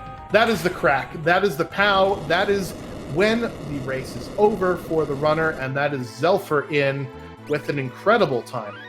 He finished, let's see what the official time is, 1:21:19. So that is amazing. So Nobody War looks like they are the next runner that's just heading into Kefka's Tower right now. I can tell you, and I will talk to him later on the stream, that Honeydew, who is our other runner off stream and didn't get notified until way too late about my my fudge up, that they finished with the time of 1:27:56. So this would have been a really nice close race between those two had I not screwed it all up. So F's in the chat for me, but make sure you get your GGs in the chat for Zelfer, who is now in the booth with us. Hold on, let me drag him in. Zelfer, there he is. Congratulations on your first place win. GGs. Thank you. Thank you. Much appreciated. So you took a bit of a while in the very beginning of the seed, much longer than any of the other runners, doing some shopping to look for something, anything. Please help me mitigate the auto berserk, and it certainly paid off for you in the end here. Did nobody else really hunt for like a ribbon or a peace ring? Well, Nobody War and Jexvarok are just saying YOLO, I'm going to berserk everything. Overswarm, I think, eventually came across them, but not after trying to do some checks at first. So, you know, that was definitely a strategy that you employed that our other runners really did. Oh, wow. I was actually thinking about it, because we found the fixed dice and the offering right away, and we had Ted there, and I knew he could equip it. I'm like, well, he will destroy everything early game. Do I just run with this, or do I take the time to search for a piece? I was looking for a peace ring. I didn't think I was going to find the ribbon, but to search for a peace ring so I could actually control my characters. I was like, no, I want to control my characters. This is going to matter eventually. So yeah, it took forever, and I thought eventually everybody else would too, but I guess not. Yeah, so why don't you talk a little bit about the other flags here besides the obvious crazy one, which was the auto berserk. Did you think that any of these particular flags pointed you in a certain direction? All right, so we had what is it called? Challenge aggressive scaling. That's what we had. Yes. And that one definitely didn't want me. I didn't want to take too many free checks in the beginning, because that scales really quickly, and if you don't watch it in the beginning, that could really backfire. So after I did sealed gate and so the dead check, I was like, all right, maybe I'll check like one more thing before I do like belt and serpent trench, because I need serpent trench to gain levels to catch up, and then from there we should be okay. Yeah, so the other thing here was the Kefka Tower unlock required 16 bosses. So do you feel that sort of incentivized you to go for checks that had bosses rather than checks that just had fixed encounters? Obviously, other than the Serpent Trench. Nope. I forgot about that until about an hour in. I got to 6-9 and I saw it didn't unlock, and I'm like, oh yeah, I need bosses, don't I? And I had to do like a quick calculation. I'm like, I have like 8 bosses and I need 16. I'm like, how many are there in Kefka's Tower? I did the toilet Atma spot to get a boss. I'm like, I still need another one, so I had to take the locks check for no reason. The South Quick boss, just a quick boss. And then I forgot I couldn't even step on the switches, so Terra got bounced back, and I'm like, oh my goodness, this boss thing's a thing. Yeah, but Kefka laughed at you, so it was all good, I guess. Well, that is true. We don't get to hear his laugh too much, so that was good at least. Yeah, he definitely wasn't laughing with all the tools that you had against the final boss. You had instant death, you had mute, you had calmness protection with Fenrir, so you made very quick work with the final boss. Were you worried about any parts of the final boss with your party composition and what you had? Well, one of my party composition was an auto berserk fixed dice user. So I was like, well, I could probably work around this. Yeah, tier one got a little sketch. Tier 1 got a little sketch for you. Yeah, it really did. And I'm like, oh, well, I'm sure it'll be okay as I keep on going. Maybe? And it actually Doom did has to out. work one of these times, right? Exactly. If Doom works, then everything should fall into place. And, well, sometimes it works. Oh man. So yeah, any other thoughts from your particular run here about this draft set or the flags in general or the race in general? Well, random chess worked out in my favor. They're like, make everything super random, 100%, and I'm like, oh good, I'm a loot goblin anyway, so I can loot everything, and maybe there's a chance I get like all this really good stuff. I learned today that sometimes you don't really get the good stuff that much, and you get like a bunch of like shurikens for no reason, but that was okay. Tiered shop, I guess maybe tiered shop messed with the peace rings. I really don't know. I thought the peace rings were going to be somewhat easy to find. I didn't think I'd have to hunt every shop and then go to World of Ruin and hunt more shops, but that was the thing. Yeah. Other than that, it was it was a fun seed. I'm glad that not just running with the auto berserk turned out to be the play, because I'm watching the stream and I see some auto berserk users fighting Chad, so that looked like a nightmare, and I'm glad I found the ribbons. Yeah, for sure. You did have to take a reset on Chad because you did have your berserked characters, and you're like, you know what? They're just counterattacking him every single time. So what the heck, And you had to, you definitely had to come back at that a second time because that was just awful. Oh yeah, that was just gonna be a nightmare. I'm like, this is not a nightmare I'm willing to sit through. Let's regroup for this one. We'll be okay. So, yeah, but excellent race overall.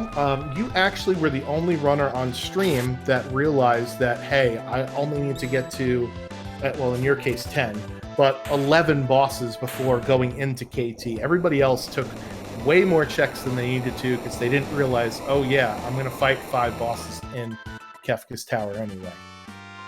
Right. I've run these kind of like boss requirement checks before. So I was at least somewhat familiar. Like, all right, KT has a bunch. I was okay. Wasn't sure if Toilet Atma counted as one, so I was paying attention to the boss counter on that one. And other than that, I was like, okay, we're good here. No, we're not. I need one more boss, and then I'll be good. And then I just went from there.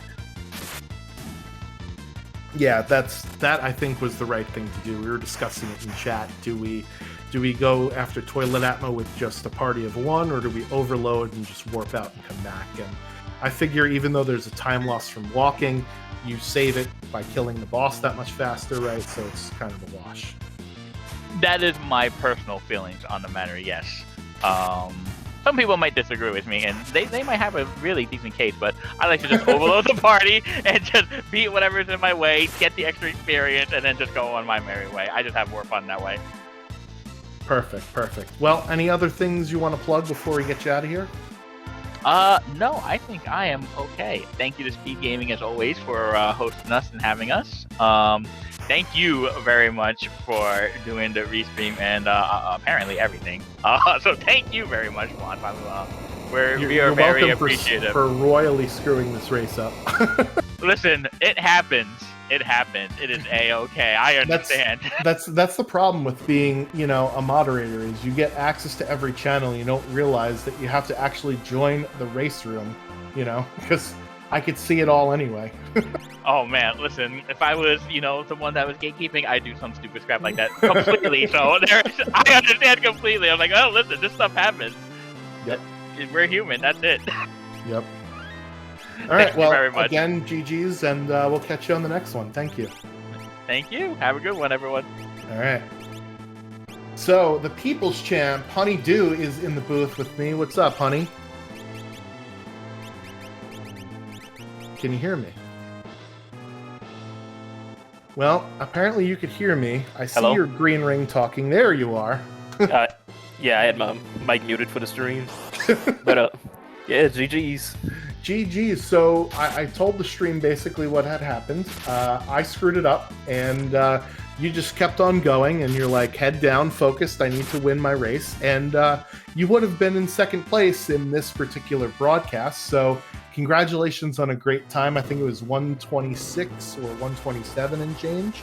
So right behind Zelfer for first. Tell us a little bit about what you thought about this particular flag set, with the auto berserk. Did you find the need to go and search out all of the relic shops all over the land, or did you just say, hey, I'm just going to roll with it? Yeah, I was going to go to my normal towns to shop at the beginning, in the relic shops, and if I didn't find it, I was just going to go.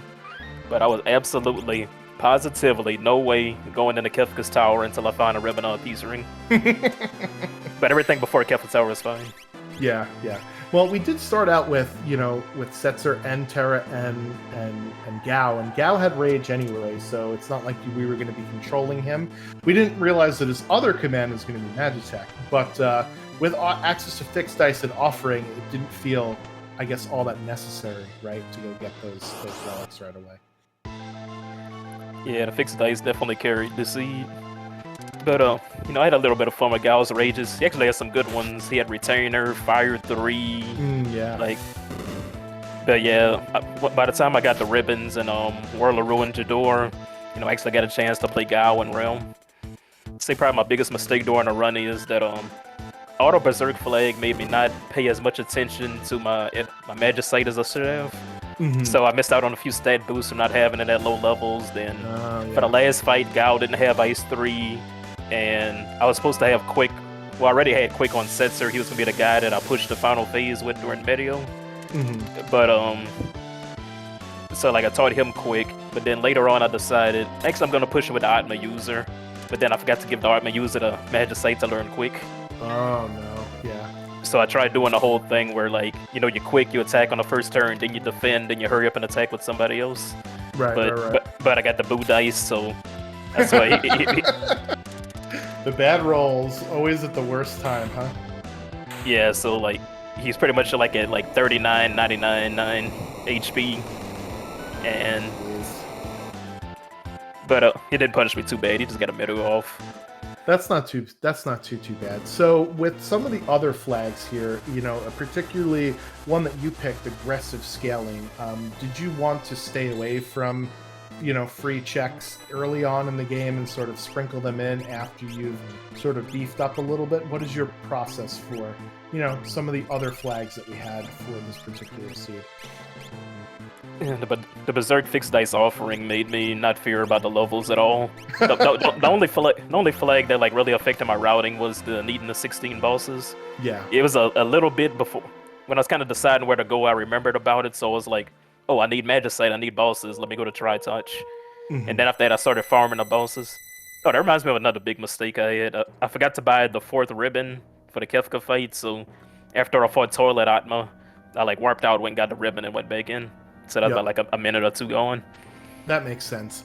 I was just saying, as nobody wore stepping on the switches first in our group, or second, well, really third, in our group here, 134-45-ish. I think you and Zelfer were the only ones that were like, okay, I'm fighting at least 5 bosses in KT. I'm going to go when I have... It sounded like you maybe went into KT when you had 10, if you fought Toilet Atma, right? The rest of our runners fought bosses outside of KT, and in some of their cases, Overswarm now is just finishing up with the... or just starting the Doom fight, and he has 19 bosses, so it's one of those things where that was a good heads-up play by you, knowing that, hey, there are some bosses in KT that count towards this total, I should dive in there and beat them then. Yeah, I plan to go in with 10 from the beginning. Toilet Atma, it's it literally takes 20 seconds to walk to it. It's the second room after you get into KT. Yep. So 100% that should always be in your route in a 16 bosses run. Or a 20 bosses run. Yeah, so I noticed that you've been practicing a lot of different draft flags. Are there any ones in particular, now that you've played a bunch of them, that you gravitate towards, that you feel like it works for you as a runner? And then obviously on the converse, the flip side, ones that you hate to see and you don't want to play in? Yeah, not to reveal too much, but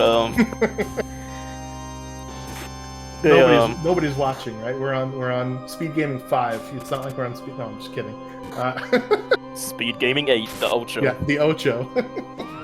That's what they be doing Superman 64 runs. Yeah, that's right. Anyway. But yeah, sorry, what was your question again? I got sidetracked being silly.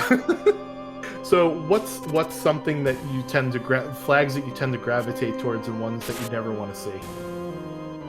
Yeah, I will say Auto Berserk, probably one of my least favorites, to be honest, because I've seen it about 3 times, and all 3 times it was like the people that found the peace rings and a ribbon got sub 90, the ones that didn't got like a 150 2-hour. Right. And it's been like that every time, so I hate that it's like, I don't know, it feels a little linear. It's like you got to find a ring or a ribbon or you don't. Yeah. Well, it just incentivizes doing that at the beginning. Now you know, like, if you don't do this, you're in trouble. But it is fun absolutely trucking through stuff. Oh, yeah. But yeah, some of my favorite flags have been, I draft the Coliseum plus 20, a lot of the Coliseum rewards in general often, but especially the plus 20 Vigor one, because it feels like every seed I play like an Ultros League practice, I always have like either 3 or 4 spellcasters. Like, I don't get to do that many Vigor builds. Because, you don't always find like the Offering, you don't always find the Dragon Horn.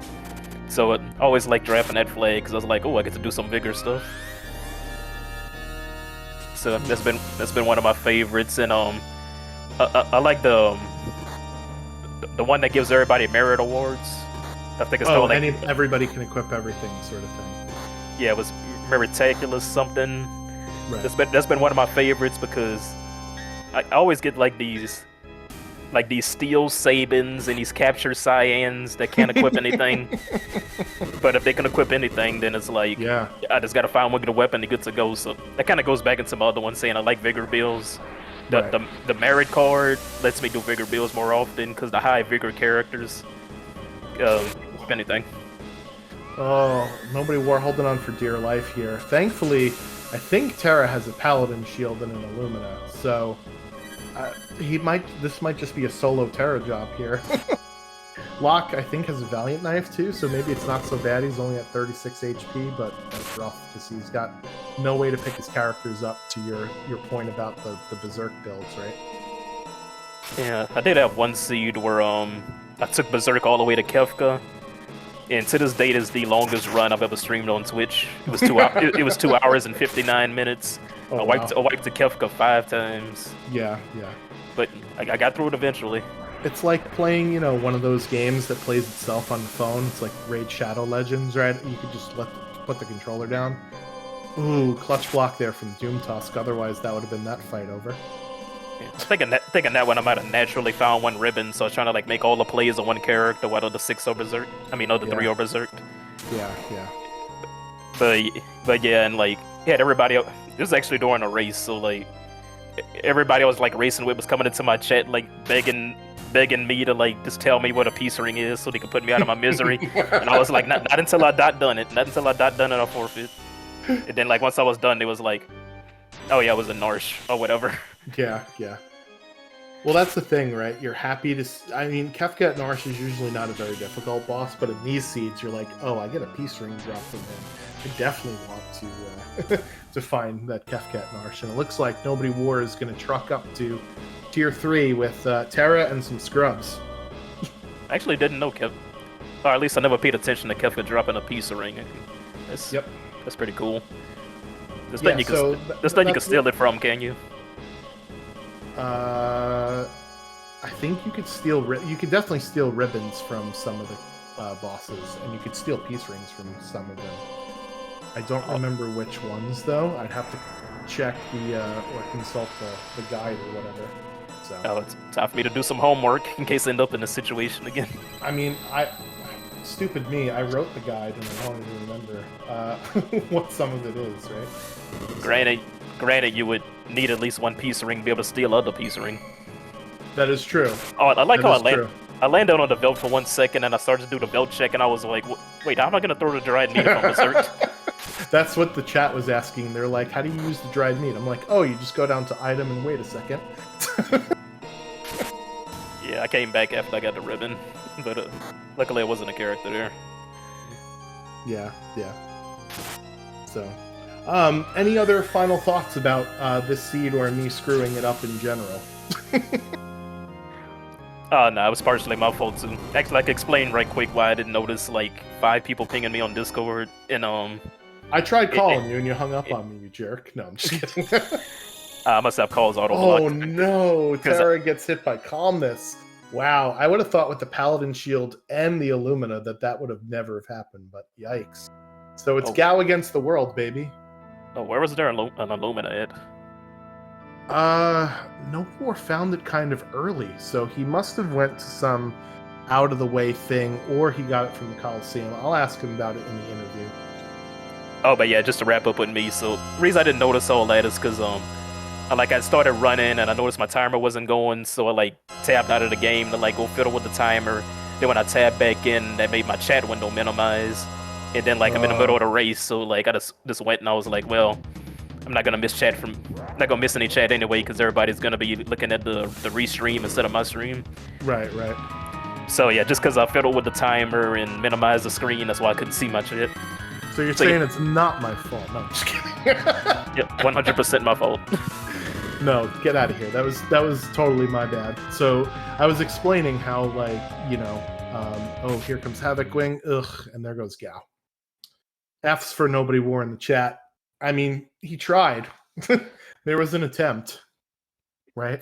Funny thing is, if Terra got to that last phase, I think he had it. No, the problem is Fallen One, right? You can't really, when you only have one character, you're definitely going to get hit with Fallen One, and then basically anything else means you're dead. Goner means you're dead, Havocwing means you're dead, you know, Hyperdrive means you're dead, so... Just gotta believe. Yeah, it's gonna be rough for him. But yeah, thanks for putting on the race, and as always, it was a pleasure. Yes, well, thank you for running it, and again, excellent time, 127 and change. So you're in second place by a long shot, so pat yourself on the back there for reading the flags correctly and playing it really, really well. So congratulations, and hope to see you in the races more often. Oh yeah, thank you very much. I'll see everybody later. All right, catch you later. All right, boys and girls, it's Electric Boogaloo Kefka number 2 for Nobody War. As how is the end credits still playing for Zelfer? It's been 23 minutes almost of end credits. That's insane. How long I knew that the credits were long in this game, but I didn't realize they were like 20 minutes long. Anyway, Overswarm is on tier 3 now, and he does have access to some ribbons or some peace rings here, and it looks like he is going to try to take out Lady first with some fixed ice offering. Thank you, Setzer, for throwing it at the right spot. Looks like he's got Terra with Atma weapon. Not quite sure what Strago is doing. Oh, Realm is using the Atma weapon too. It looks like he's got a Ragnarok there. Interesting. And there it is, finally the end.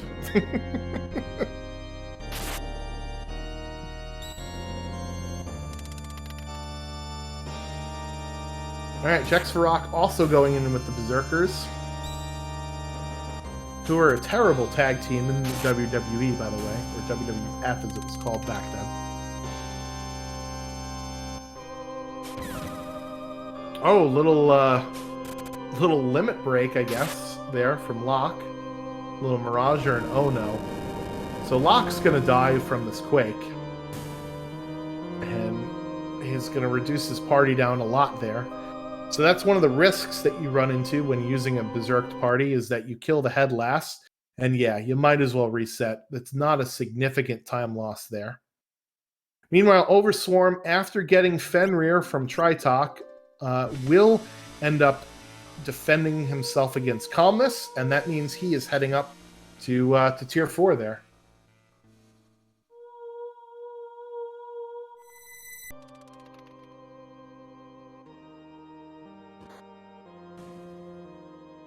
Jexfarok, meanwhile, looks like they're still on tier number 1, and I don't know if he put a Cherub Down relic on Setzer, or Setzer casted Float on himself.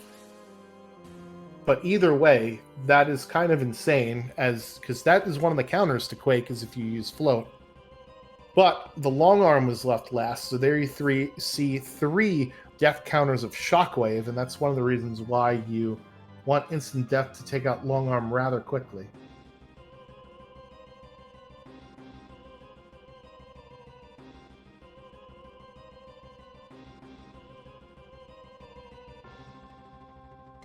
Try and bump up his audio just a little bit more here.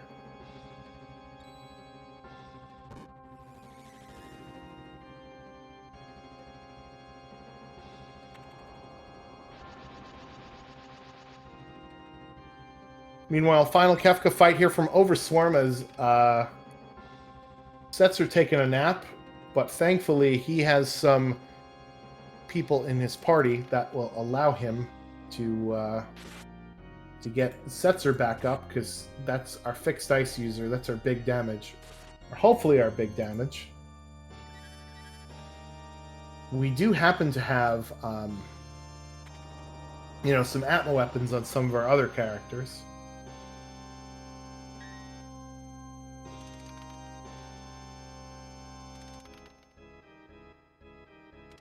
As Nobody War, unfortunately, falling victim to the RNGesus, but Overswarm does finish up. 1:47:39 is his final time. Get your GGs in chat for Overswarm. Very nicely done. That was a really nice final Kefka there. And yeah, the battle is certainly a lot easier when you when you have access to your spells and all that other things. So.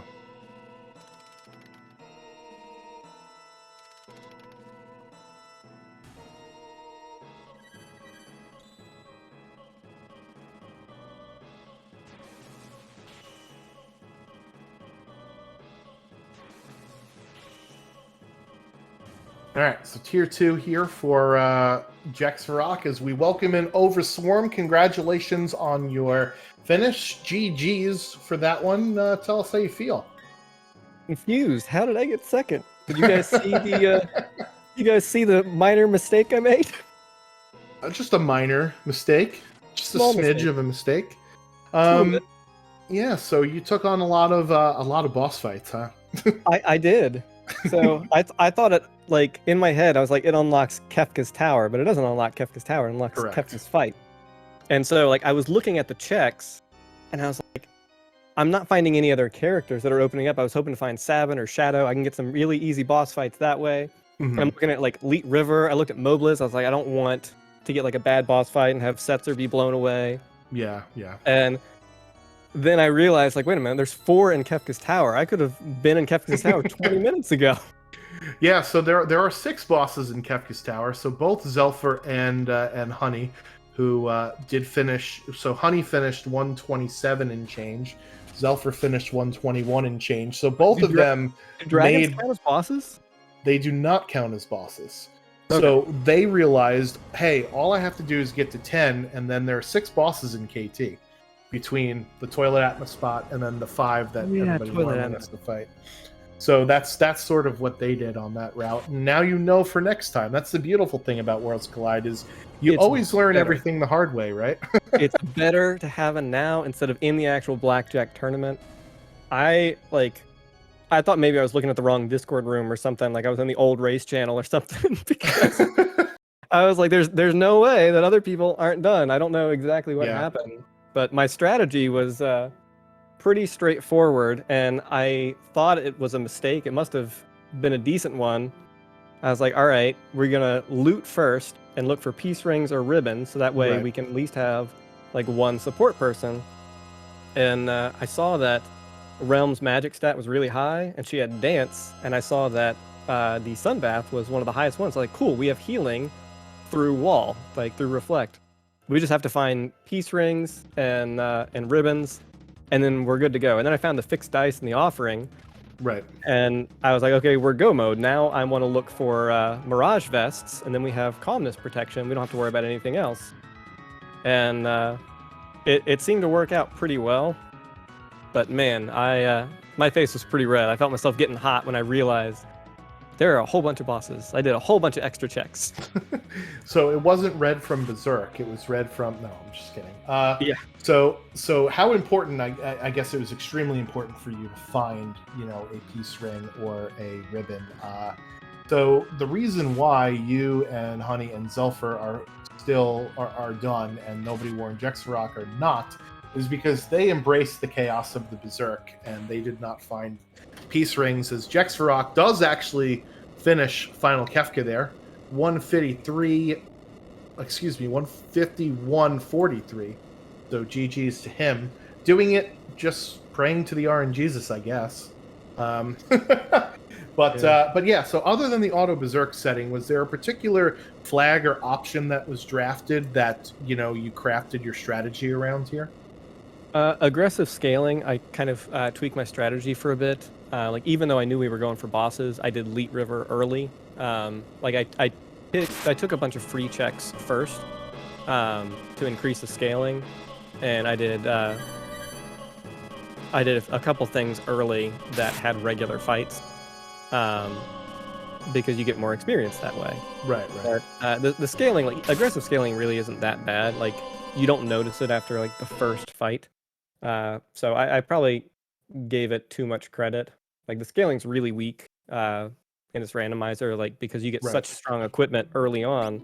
Even with aggressive scaling, you outclass all of the enemies, but except for Magi Master, Doomgaze, who one-shot my entire team. Really glad I saved there. Oh yeah, that was... I've never seen anybody save inside of Ebbets Rock, and I'm like, wow, the one time I've ever seen it actually work out. I save too much, and things like that are not going to help me break that habit. Well, listen, it's only 2 or 3 seconds.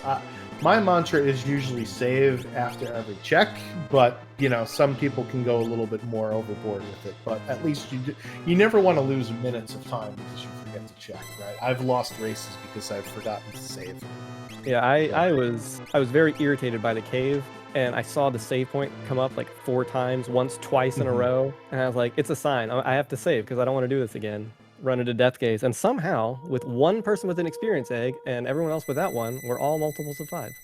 Yeah, it's pretty nuts. It's pretty crazy. So for this flag set, there was a lot of interesting different quirks and options here. Do you tend to gravitate towards the more chaotic flags to draft, or are you someone that, are there certain ones that you enjoy seeing and there's certain ones you don't enjoy seeing?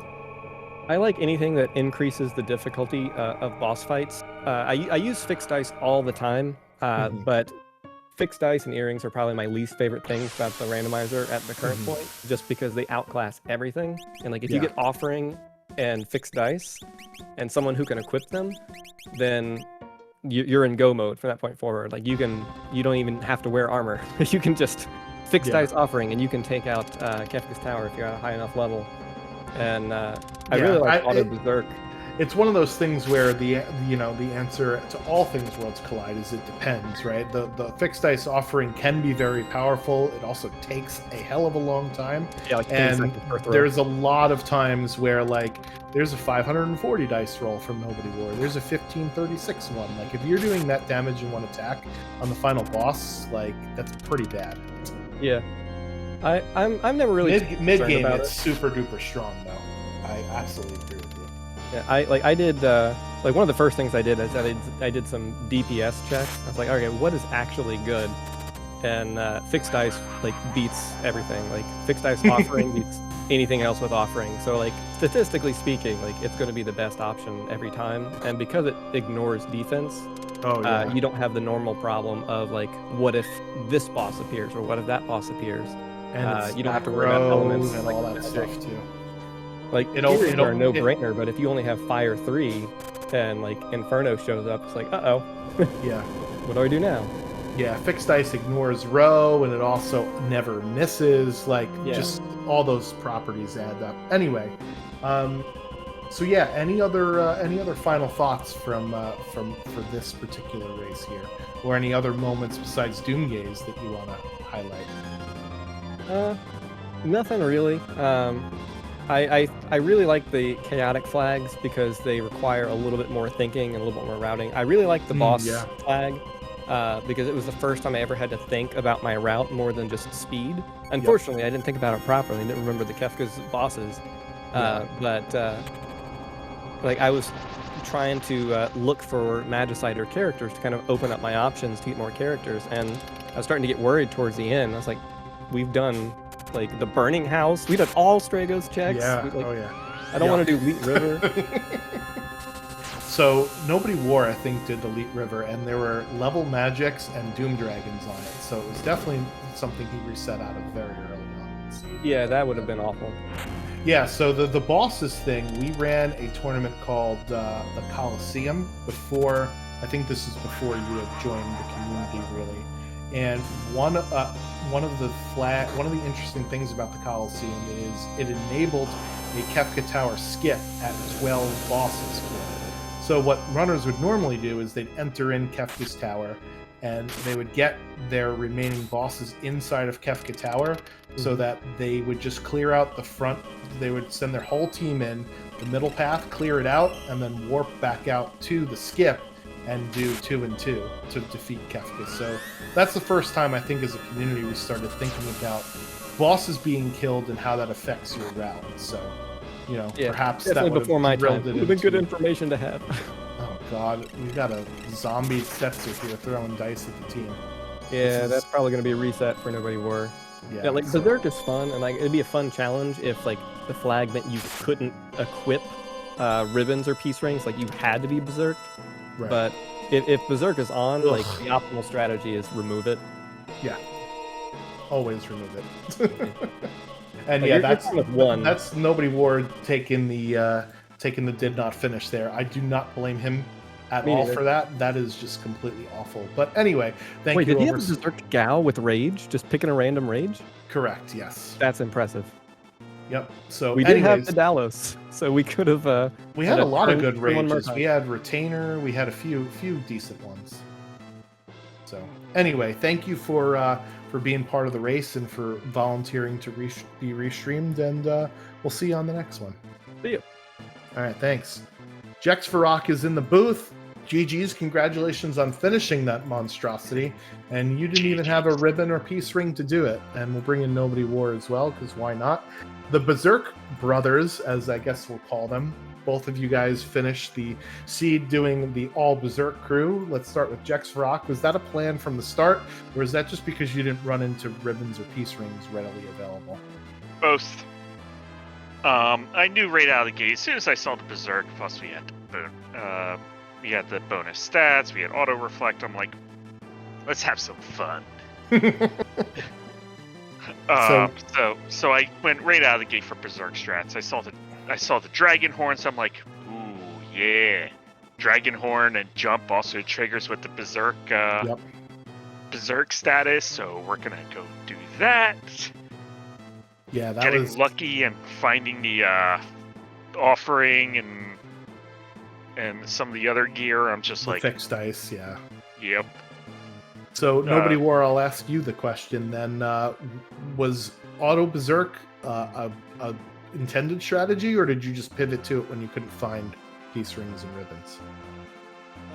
I enjoyed it for the majority of the race, about the first 2/3 of it, and then when it got serious, I'm like, ooh, I need to find a ribbon. I need to find something. And it's like I have nowhere left to like go try to hit a few quick chests, or like I'm pretty sure I checked all these shops and there's nothing there. And yeah, I just hey, we're going for it. They were in one shop somewhere. I didn't quite see where Zelfer or Overswarm or Honey picked them up, but they definitely picked them up somewhere. It's got to be in the World of Balance somewhere, because I'm pretty sure I swept the World of Ruin within the first 20 pretty good.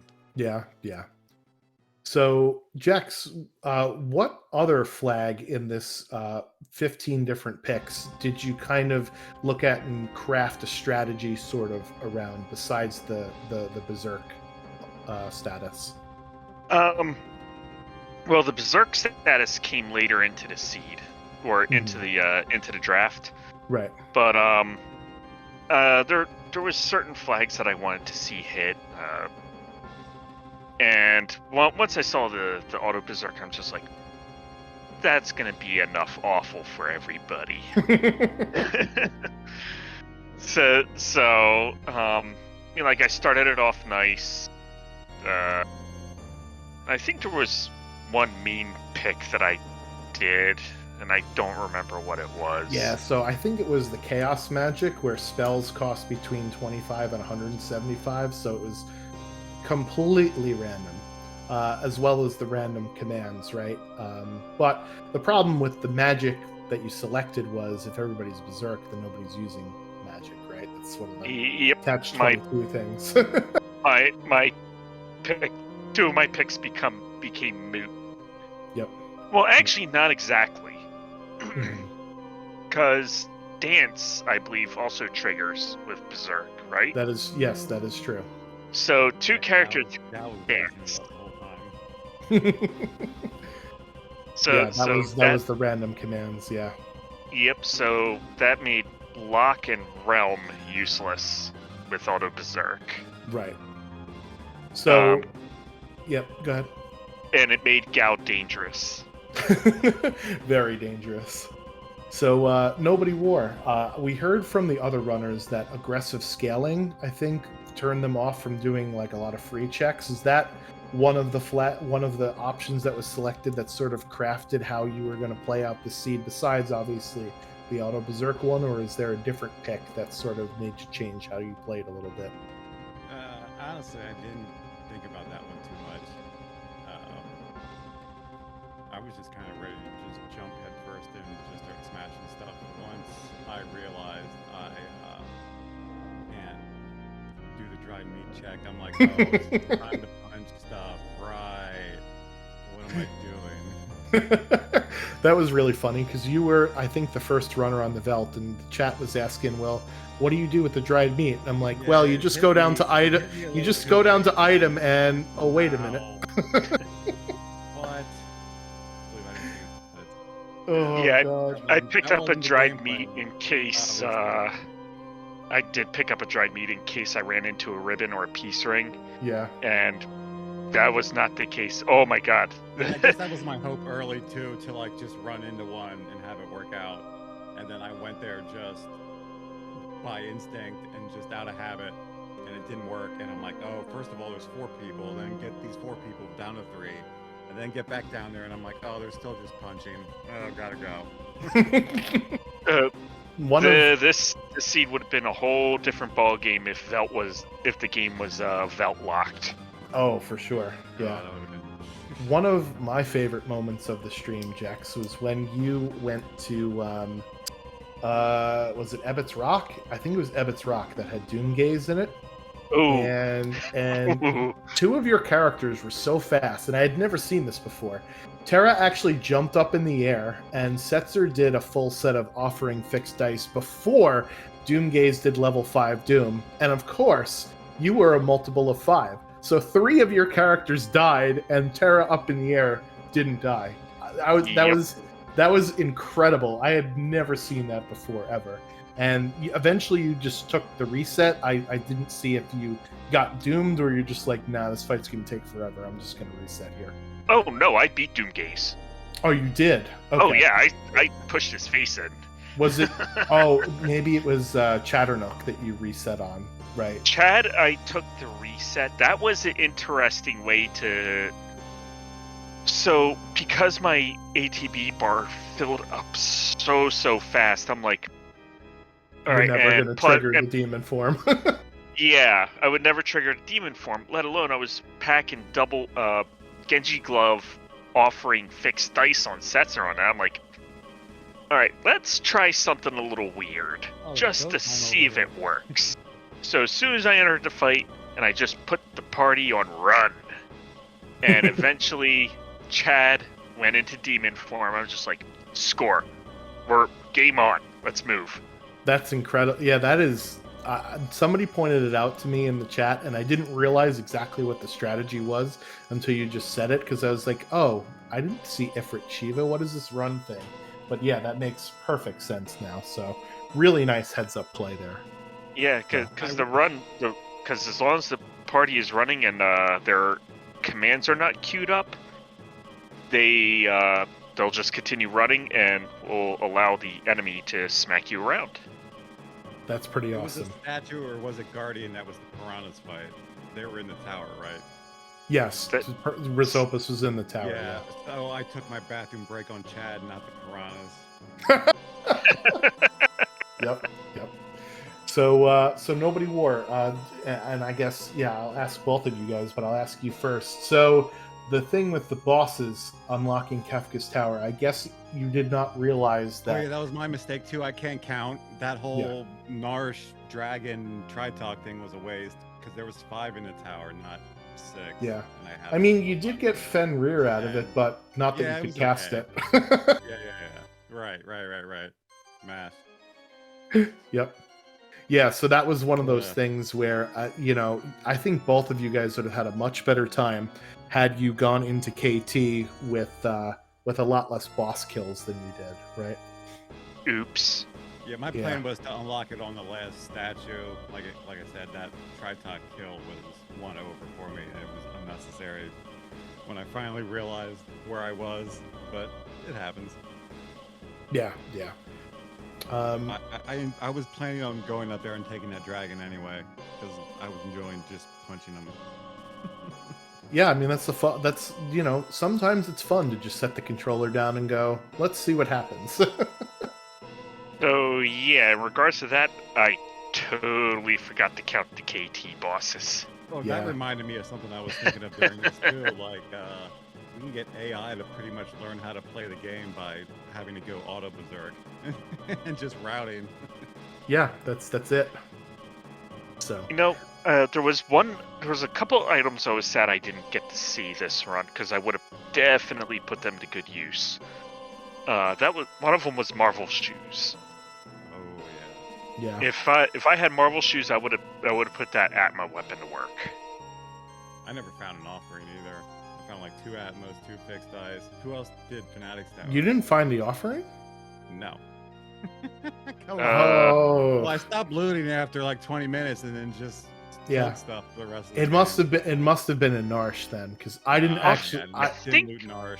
Never I loot picked up Narsh. the offering on the later side of my run. No, I had it early. No, I got the EXP egg late.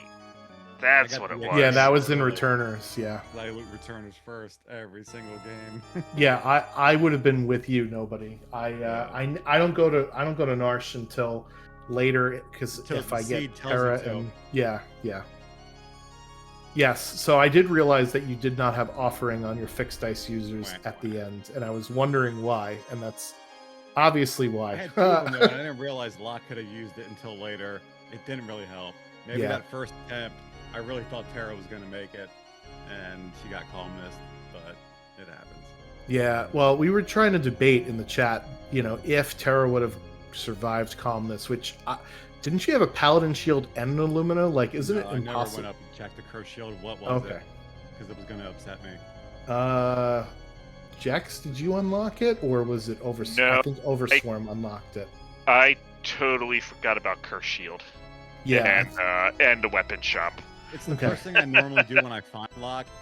Didn't do it right away, so I knew I wasn't going to use it, and I just ignored it when I went there. Well, for most of you, you got Locke as either your 6th or 7th character, right? When you're that late into the I seed, you think don't he even was- bother going to yeah. check it anyway. It was Realm first, right? Yep, and then some people got Cyan after Realm and Esper Mountain, right? So it was one of Ye- those things. Yeah, I didn't even bother putting Realm into my party when I found her. And she Yeah. was my first character. I'm just like, Dance is going to be a time waste. Yeah, the only thing, so Overswarm did mention that on Dance there was the Sunbath as one of the first dances, which is nice for healing because it goes through your party reflect, but then you just have somebody doing healing for no reason think on she every ever turn. I don't think she ever used that for me, honestly. I'm pretty sure I put Doom Darts on her and she just chucked the entire game. Well, so one of the funny things is, you did get the Doom Darts to proc Doom on Long Arm a couple times, which is kind of Yeah. nice. Yeah, well, not when it needed it. Yep. Real sad. Doom Darts did not proc once for me. You did get a scimitar proc, I think, didn't you? In the Yes. French, yeah. But I guess Doom Darts doesn't proc with offering? I guess not, no, because it's a magic command, right? Versus scimitar is a So, at least, cleave right? effect. Fair enough. Yeah. Anyway, so let's wrap this up here. Nobody War, you got any other final thoughts before we get out of here?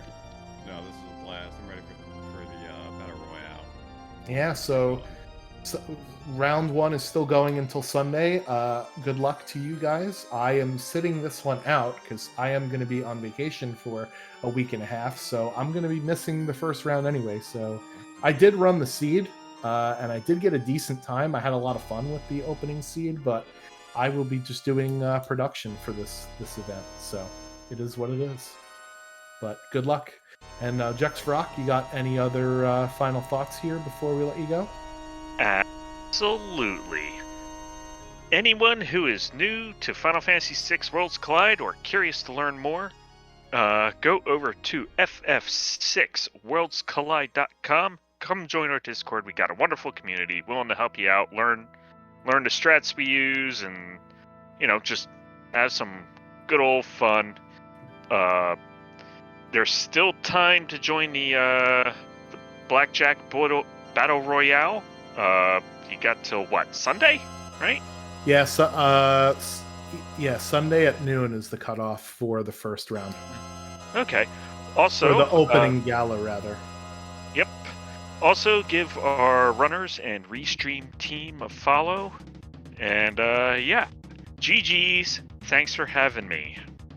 Well, thank you guys for offering to be broadcast. Can't have the race without the runners. And again, good luck in the Blackjack Battle Royale. Since I'm not running it, maybe that means I could stream more of the pods, or however we're breaking the tables, if you will, right? Because it's the concept of a casino. So every table has a different set of runners, and they get different cards like this when they're drafted. So it should be a heck of a lot of fun. So thank you everybody for stopping by. We do streams every Wednesday here, 8 p.m. Eastern time on one of the SpeedGaming channels. Today we're on 5. Tomorrow, or rather next Wednesday, we'll be on 3. Who knows? Maybe eventually we'll make it up to the big leagues. And we also do streams on Thursday nights and Saturday nights when crew is permitted on FF6 Worlds Collide's Twitch channel. We also upload races to our YouTube, FF6 Worlds Collide. We're also on Instagram at FF6WC. I know Nobody War has been posting a few awesome things on Instagram, so thank you for doing that. And we're also on Twitter at FF6_WC, so we do announcements and highlights and fun things on there. I think that's about it for all of the pluggables. I've been TheSchwantz27, and thank you everybody for hanging out with us tonight, and we'll catch you on the next one. Peace!